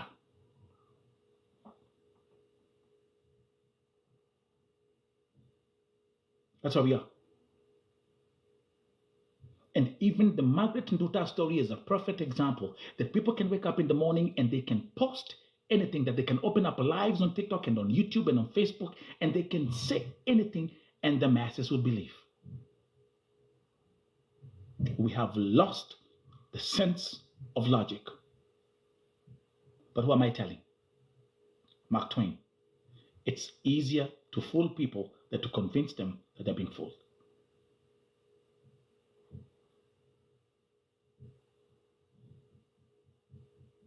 We are living at times where we have technology. We are living at times when we have smartphones. We are living at times where we have artificial intelligence. We are living at times when we have the most powerful search engines. and the best ones since God created Adam and Eve. There was no TikTok when Moses was ordered by God to go to Mount Sinai and pick up the commandments. There was no Facebook when Moses rescued the children of Israel from slavery in Egypt. Our grandparents did not have the pleasure of talking to their husbands and wives on video. But they maintained their marriages for 60, 70, or even until death did them apart. Don't push this thing on Gen Z. The last thing you want to come and talk to me about is Gen Z nonsense.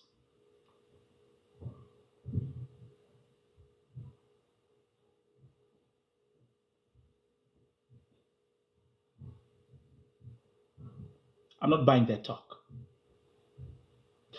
Common sense has nothing to do with whether you're Gen Z or Gen X or millennial.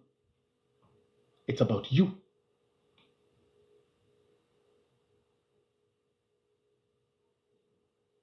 Margaret Nduta. The other official statement that I want to make, according to Honorable Richard Onyonka, who filed the petition and penned the open letter to President William Ruto, he said the government should have intervened in Nduta's case long time ago. I agree. Mbona history ya Nduta aligojea tu mpaka ile wakati amesema tiende akanyongwe? That's when everybody was speaking. That was a mistake. Then number two, and this is the part we want to make very clear to everybody. The attempt right now is to save her life. But even if she comes to Kenya, which we all pray and wish for, if she comes to Kenya, she will still have to face the legal repercussions.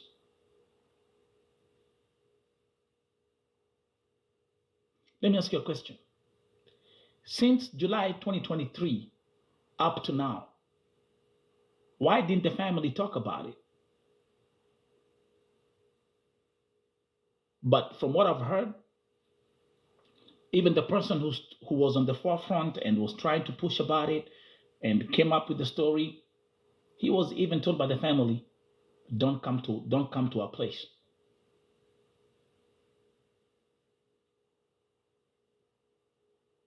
So I do believe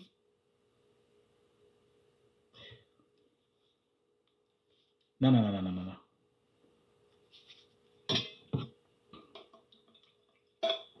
March, I think you came in late.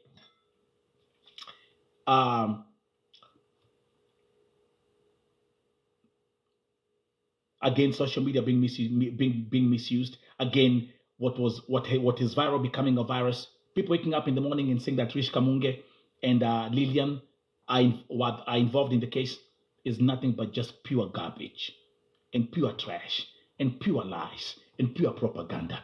But it's easier to convince people with lies than with the truth. Are we together?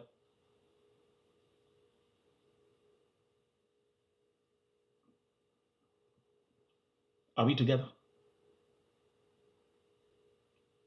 It's so tough to tell people you are being fooled. And that's where we are with this social media.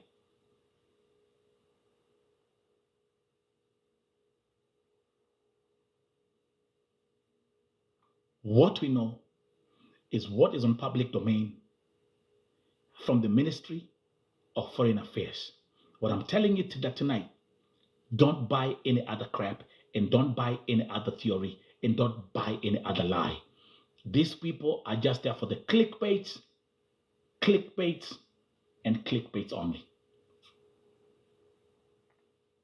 That's a sad reality. And even I think I saw a comment from one of our brothers, Chief. Yes. Yesterday on Twitter, people started posting, Nduta has been killed. Nduta has been executed.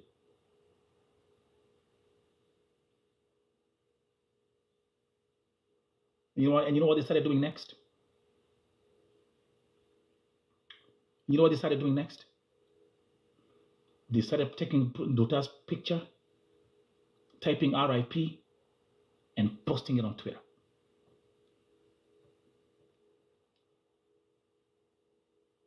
Right now, nobody knows. We only know what was updated on Monday and nothing else. But when people just become so impatient, they start making their own speculations. Ever imagine?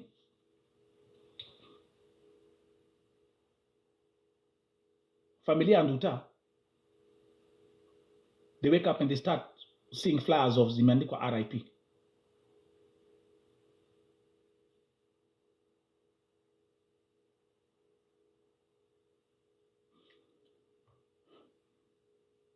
You guys think that TikTok is toxic?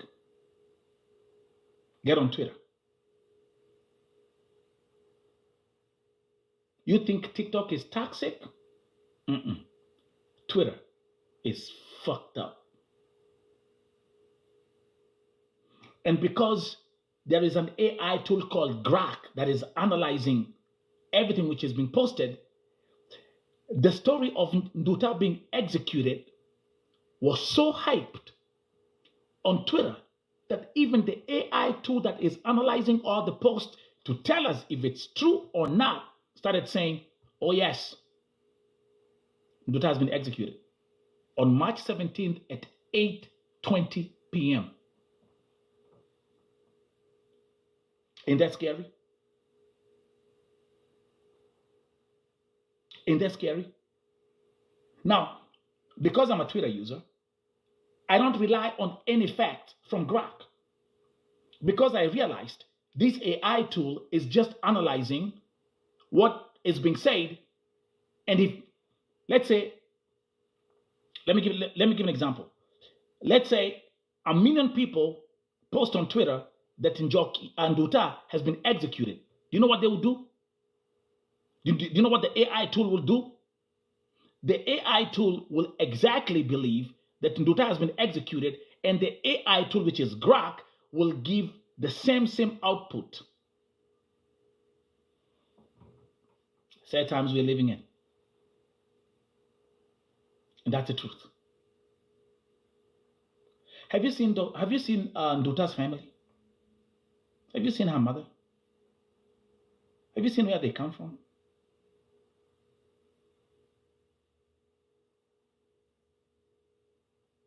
Have you seen? Have you looked at the structure of the homes where the homes where she comes from? Does it look like she comes from a background that is so wealthy and so rich? Does it? Does it? You know, there are those things you just look at and you go like, man, this one right here, this is tough.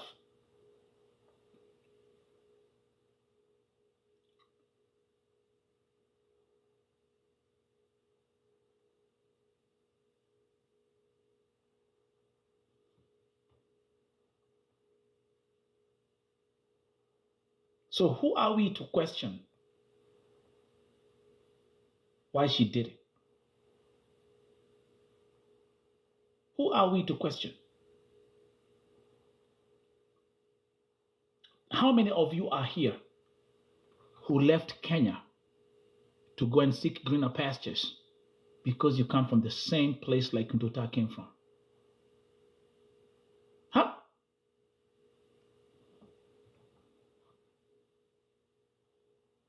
So what makes you think you're better than Nduta?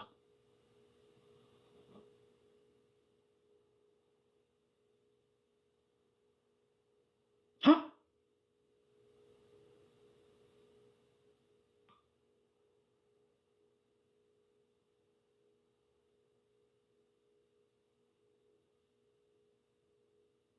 Let he who has not sinned cast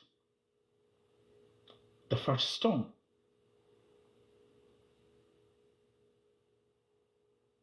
Some of you who actually are living outside Kenya or who left Kenya, maybe you went to Gulf, washi Mwarabu matako, and then come and cry on social media how Mwarabu anakutumia na vile munauliwa.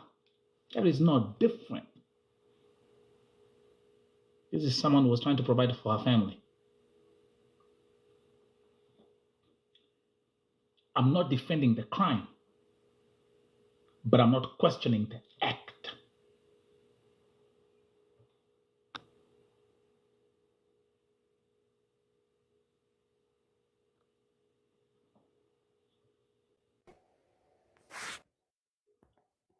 Hii serikali ya kasongo ya chapati. If someone came to you and told you, look, are you hungry? You need food? You can take these 2 kgs of unga and take them to Vietnam, and I will pay you 167,000 shillings. Trust you me. Somebody will say yes. Kani mbaya mbaya. My children are hungry. My family is hungry, and I need to put food on the table. And they will say, come on, mbaya, mbaya. If I have to go to Ethiopia with the bus, I will do that shit. If I'll have to walk, I will walk. And with that said and done, let me welcome my brother all the way from, he'll introduce himself. Thank you, VoTV. Before I even start, man, I don't know how much I should thank you. You have been a credible voice, a bold voice. You have your own family, you have your own life.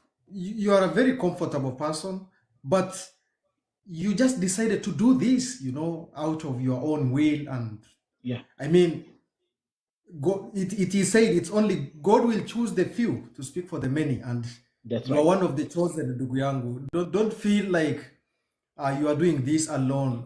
You are really becoming a very, I mean, you are already a credible voice, and whatever you are speaking really makes sense to us. And in this month of Ramadan, you are the people whom I will always pray for. Wow. You are the leading face of Kenyans in diaspora, and you've always been ahead and doing these things. And ndugu yangu, when I received the news of Nduta, and I was asking myself, there was a similar situation that happened in Rwanda, and it took Rwandan government like very immediate intervention, because for them, a Rwandese citizen is a sovereign, a supreme citizen of the country. And even Kagame had to go and talk face to face with the leader of that country. I'm yet to check, but I will tell you, they had to do what they call prisoner exchange. They said, yes, this person, fine, he has been found on this, but how about we try him or her on the Kenyan law, on the Kenyan land, and in case we have any kind of a drug cartel or any kind of a problem with Thailand or any kind of stuff, we will do a similar exchange. This is what Americans do. This is what other communities do. That's right. Because Nduta's story today, she is not a voter of Thailand. She is not a citizen of Thailand. She is not under any jurisdiction to be prosecuted through a Thailand's law. She has every right to be prosecuted kama amefanya makosa through the Kenyan law or through the international law. That's right. All I'm saying, ndugu yangu, this is embarrassment to our embassy. This is embarrassment to our sovereignty. Leave alone even story and Nduta. The way our people have been abused in the Gulf. Kuna some countries wanaona ni kama embarrassment. Wanaona ni kama that's right. This is going to tarnish our image. Let's do a deal. Let that person be brought. Kama Nduta amefanya hiyo makosa, wafanye exchange, aletwe Kenya, akuwe na fair trial huku, akipatikana ni sawa, na asipopatikana pia, she will be fairly prosecuted under the Kenyan law. That's right. And by the way, Dido, as we continue, by the way, this is my brother all the way from, if I'm not wrong, it's Isiolo. Yes. This is a candidate from Isiolo. And by the way, Dido, as we continue, do you see why I talk? That's why even at the beginning of my speech, I'm rebuking this so-called gamer for gamer nonsense, because Kenya belongs to everyone. It doesn't belong to only a specific a specific group of Kenyan communities. But anyway, there is something that you've said that I also said yesterday. There can be a prisoner's swap, right? Yes. Look, for example, even like with Israel and the Palestinians, right? See, that's what they're doing. Even if it's fucked up what's going on there, which is actually none of our business, but I'm going to use that as reference. They exchange prisoners, and Kenya can do the same. Now, there was a key question in on that subject, Dido. Do we have any Vietnamese prisoners in Kenya? Do you know that? I think that is a question we can inquire, but there is an intervention, and the intervention I want to give is a similar situation. You remember the Artur Sagastian brothers from Armenia? Yeah. In 2003, these two brothers were found guilty of drug cartel and drug smuggling in Kenya during Kibaki's government. And the Armenian government said, actually Artur Magarian and Artur Sagarsian, they are far much worse than Nduta, because Nduta might just be used as a pawn, but these ones are the dealers. These are the key actors. The Armenian government reached out to Kibaki and told them, handle the guys to us, we shall prosecute them under our law, and in exchange, we are going to do some key trade agreements and concession, and if we are going to foot the fines that is equivalent to what Artur Magarian and Artur Sagarsian brothers did in Kenya. You know? Yes. So this is something that has happened in Kenya before. And the way government works together in embassies and in consulates and everything, there is what we call compromise. They will say, okay, fine, Vietnam. Currently, Kenya imports a huge chunk of electronics from Vietnam. Be it phones, semiconductor chips, electronics, a lot of them from Vietnam. Even watch, this Casio watch and everything you see in Kenya is from Vietnam.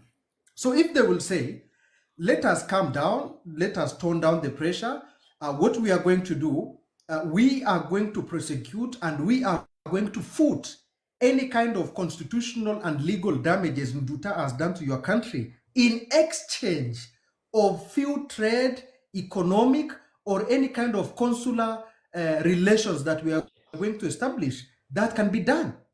This is very easy. And mind you, this has been happening in international law system, Brother Vu. When you look at the Russian-USA prisoner exchange, most of the people who have been exchanged for Iran, and most of them are, these are secret agents, espionage, these treasonous acts, leave alone Nduta. These are people who have leaked government intelligence. I like that. That's a point for you guys to take note. Way worse. These are people who have leaked government intelligence. This is far much worse. This is an espionage level. And still, there was an exchange that was done. Mind you, so for Nduta's case, one thing, I will be honest with you, it's only that Kenyan foreign policy doesn't care about its people. Honestly speaking, Kenyan foreign policy is not people-centered. Kenyan foreign policy is economic interest-centered. If today Nduta is a son, or if Nduta today, But then, as we Nduta- continue, let me Yeah. listen. You know, I always give you your flowers. Let me read this comment from Rose G as we continue. The comments are commenting. Somebody's saying, "I can listen to this dude all day. Brains on another level." If you come to Yeah. Vote TV, this is what you get. If you come to Vote TV, you get knowledge. If you come to Vote TV, you get motivation. If you come to Vote TV, we speak the language of logic, not Yeah. umbea, not moshene, not that nonsense. Go ahead, Brother Vito. If today Nduta could have been a daughter, a son of a minister, a former leader, I'm telling you, it will not even take a day for Nduta to be home. Woo! But simply because, Cook, yes, bro. yes, Cook, bro. this is the reality. This is the reality. I'm not lying to you. If indeed she came from an elite class, if Nduta today came from an elite class, it Yes. would not have even taken one day for her case to be processed. But simply Yes. because she is a normal struggling Kenyan, she doesn't have any economic benefit to the Kenyan ambassador there, she will be handled Yes. by just like any other case. That is the sad reality, honestly speaking. That is the sad reality. Wow. In this country, my brother, in this country called Kenya, you remember the Akasha brothers, the people who are poachers, who were extradited to America 4 years ago. Yes, sir. Yes, sir. So Yes, sir. America reached out and they said, hey guys, those guys who are poachers, they did not kill our elephants, but the transaction they did, they used American dollar and American financial system. Bring them to New Jersey. It took Kenya 2 days. For them to be extradited. It took Kenya 2 days for them to be extradited to New Jersey, and they were tried there. That's right. That's right. You remember the case of Njoroge, the Kenya Power and Lighting Company Director General, who stole some money and they stored it in New Jersey bank? And America said, fine, the money that was stolen was Kenyan, but they used our financial system, extradite them. So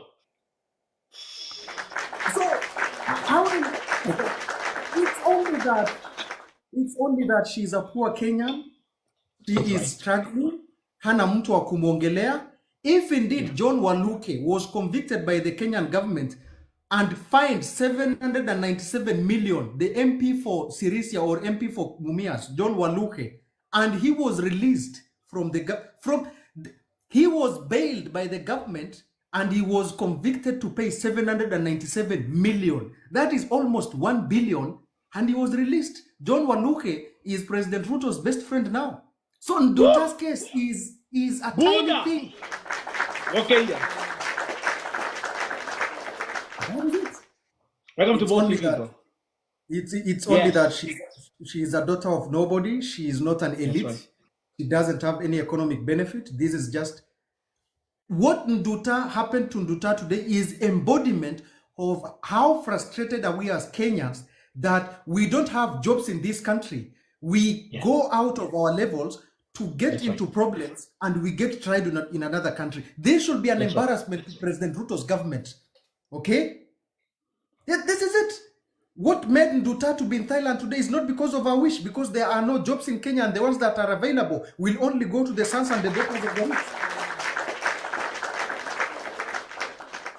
That is the reality, ndugu yangu. Those are my 2 cents, and I believe Kenyan government, let me be honest with you, they've been doing this. Kenyan government, they hid Joseph Kony for 16 years.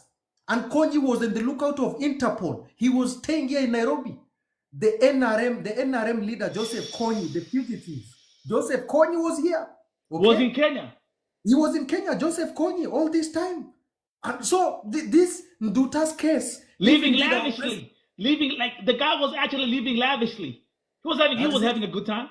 That is it. If indeed the Kenyan government really cared, President Ruto cared about Kenyan foreign policy and the benefit of Kenyans, this is something he could have done in a span of seconds. But simply because she is not a daughter of anyone, she is not a daughter of elite, she is not a daughter of a Kenyan oligarch, she is not an industrialist, so her case will be used as an example, unfortunately. But if there is somebody who, even through one call, if indeed in America, through the call of the governor, they can postpone lethal injection for the prisoners who have been put on death row, then what is in Nduta's case? That's right. That's right. What is Do we? Nduta's case? Yeah. I just like the way you break it down. You say, like she's not a daughter to a minister or an oligarch or a powerful individual in the government, and she's just an ordinary Kenyan or like any other Mama Mbogam or any other Mama Anjiko. That's why her case is being handled like this. If this was a high, if Nduta, for example, was a daughter of someone who is in power or in a position of power, this could have been a high profile case that could have been taken care of very, very quickly. Now, up to now, and I've been looking at all platforms and I've been looking at all his platforms, not one single word from President Ruto. What do you say about that? You know, Vu, there is what they call in international relations shadow diplomacy. So shadow diplomacy is a kind of a diplomacy where head of states talk to each other. There is a channel that has been established across all the presidents in the world. In a click of a second, every leader in this world, they have a channel of talking to each other. They call it shadow diplomacy. Yeah. So today, Ruto will just press a button and he will tell the leader there, hey, this lady, this case, we've shared history of consular relation, trade relation with Vietnam. We can have few concessions, we can have few compromise, but let's bring Nduta home. Then we talk after that. I'm telling you, it will only be a matter of seconds before Nduta is brought home. That is the case. The same case happened with that young man on top of Mount Everest who died 2 years ago. His body is still on top of Mount Everest. And the Kenyan government was told, pay 8 million and the body will transport it back. Up to now, that young man's body is still on top of Mount It's Everest. still there. I forgot to mention his name. Let me actually, I'm gonna dig into that as well.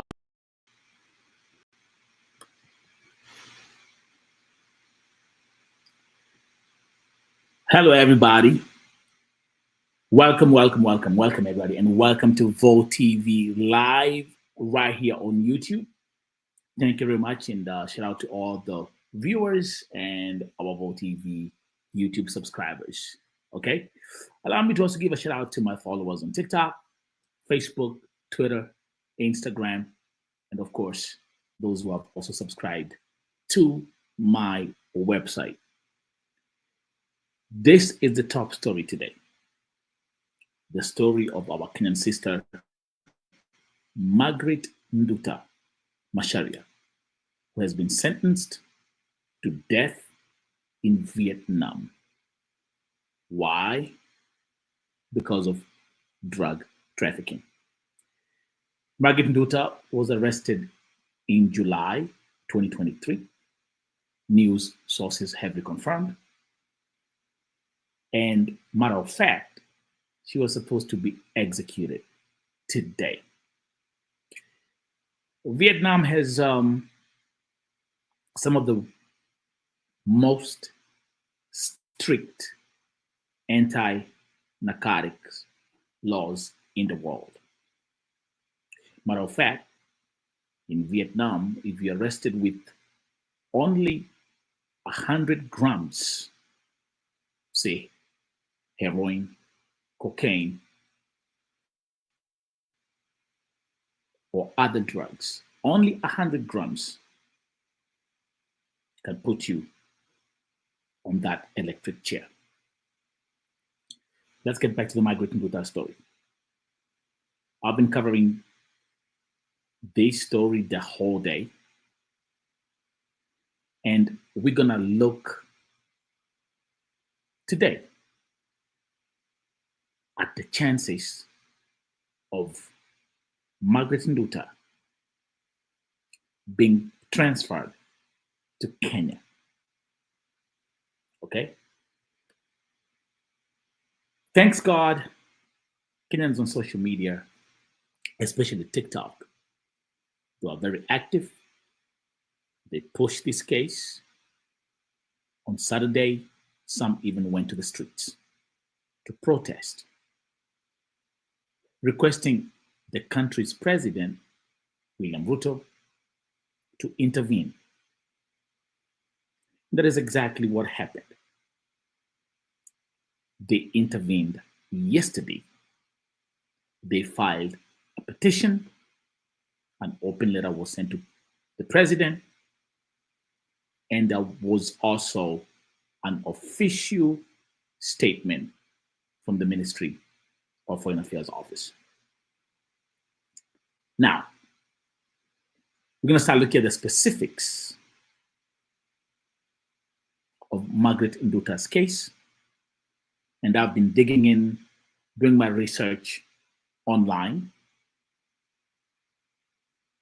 of what can happen to you if you're caught trafficking drugs in Vietnam. So I'm going to come over here. So by the way, that's on my screen right now. Those are two images. One of the images is Margaret Nduta appearing in court. The circled image is when Margaret Nduta was arrested. Okay, so those are the two images that I've used on that thumbnail. Let's move on. I'm gonna come over here. Let me remove that first, and then I'm gonna add this screen over here. Let me come over here. We're gonna, there you go. Now the next slide is loading up. Thank you. There you go. Amazing. Okay. The first thing that I looked into is what are the chances of Margaret Nduta to be transferred from Vietnam to Kenya. And I found this document right here. These are the facts. Kenya does not have a prisoner transfer agreement with Vietnam. This absence of a bilateral treaty means that Kenyan nationals convicted in Vietnam cannot be transferred to serve their sentences in Kenya. And by the way, that was posted on TUKO website. But I kept on researching. And I'm going to keep on presenting these facts on the screen for you to read and be my guest as well. You can just drop a comment and share your thoughts. Now, I then found this very interesting analysis. Let me share this. This is actually from Facebook. I found this interesting analysis on Facebook by a page called TUPO KE. And the headline, why the Kenyan government can't help Nduta. So we're looking at the fact that Kenya does not have any prisoner transfer agreement with Vietnam. That's number one. Bearing that in mind, let me read this out because it's very well explained. And by the way, don't get me wrong. All of us wish the best for Margaret Nduta Macharia and her family. We've seen the news, the mother crying, the family is affected. Margaret Nduta said that she never knew that she was carrying drugs in her bag. We don't wish this to happen to anyone. But let me, first of all, read what TUPO KE posted on this comment thread on Facebook. Why the Kenyan government can't help Nduta. Number one, the Kenyan government has no treaty agreement with Vietnam that allows for prisoner to be transferred to Kenya. There is no bilateral agreement. That's number one. Number two, as of now, there is no Kenyan embassy in Vietnam that could negotiate the transfer of Margaret Nduta. Man, by the way, all these are facts. Okay? We don't have a Kenyan embassy in Vietnam. Now, bear in mind, Margaret Nduta was arrested carrying 2 kilos of cocaine. That's 2,000 grams.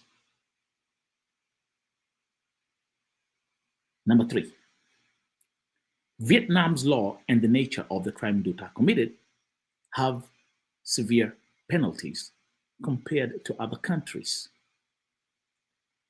This makes it very difficult for the government to intervene unless they want the Vietnamese government to send their own criminals to Kenya to face justice there.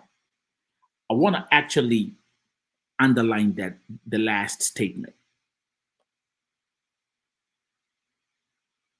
Let me read that out again. Vietnam's law and the nature of the crime Nduta committed have severe penalties compared to other countries. That's true. This makes it very difficult for the government to intervene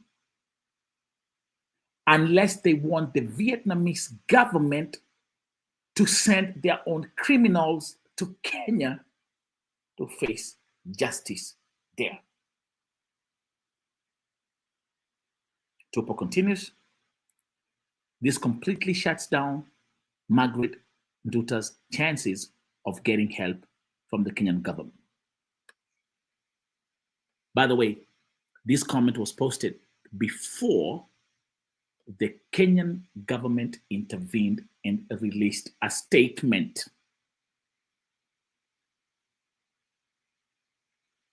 Let me go to X and I want to show you something. Let's have a look at what the Principal Secretary for Foreign Affairs posted on X. Here we go.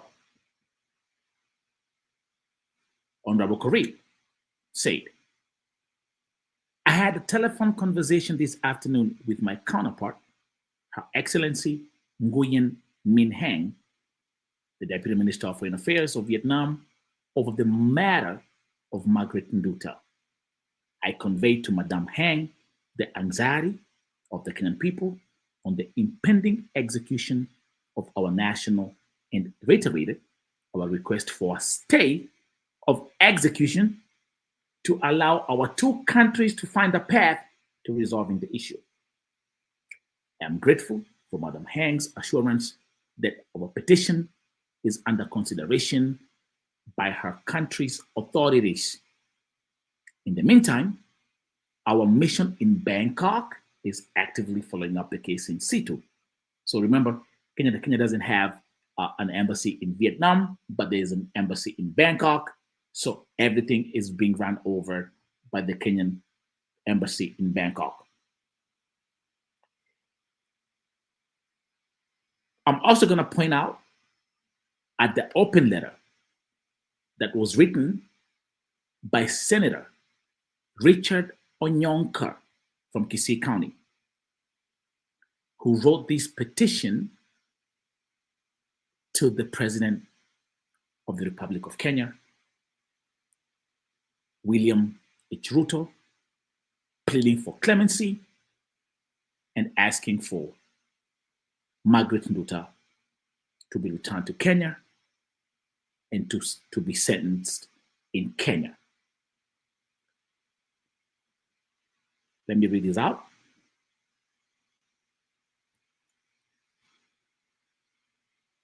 He wrote, or he said, wrote to President William S. Ruto to intervene and free Nduta, which is a hashtag on Twitter right now, from the jaws of death in Vietnam.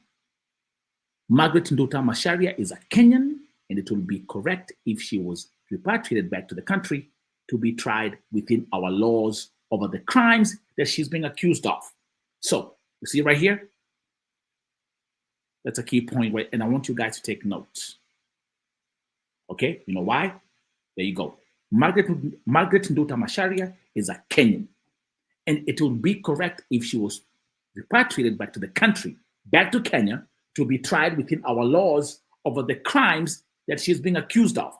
Which means even if Margaret Nduta is going to be transferred from Vietnam to Kenya, she will still have to face the legal consequences in Kenya and tried in Kenya. That is what, let me go back to what TUKO posted. Let me go back here.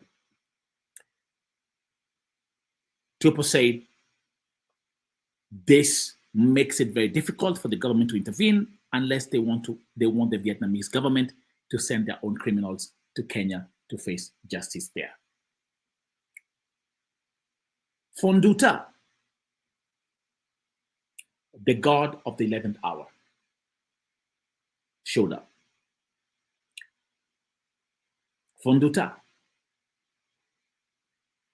the God of the 11th hour showed up. Nduta was supposed to be executed yesterday at 8:30. I think, was it 8:30 p.m. or 8:30 a.m.? I'm not sure, but you can just drop a comment. It never happened. There are lessons to be learned from Margaret Nduta's story. This story is all over the place. On Facebook, on TikTok, on Twitter, on YouTube. It's a dominating story right now.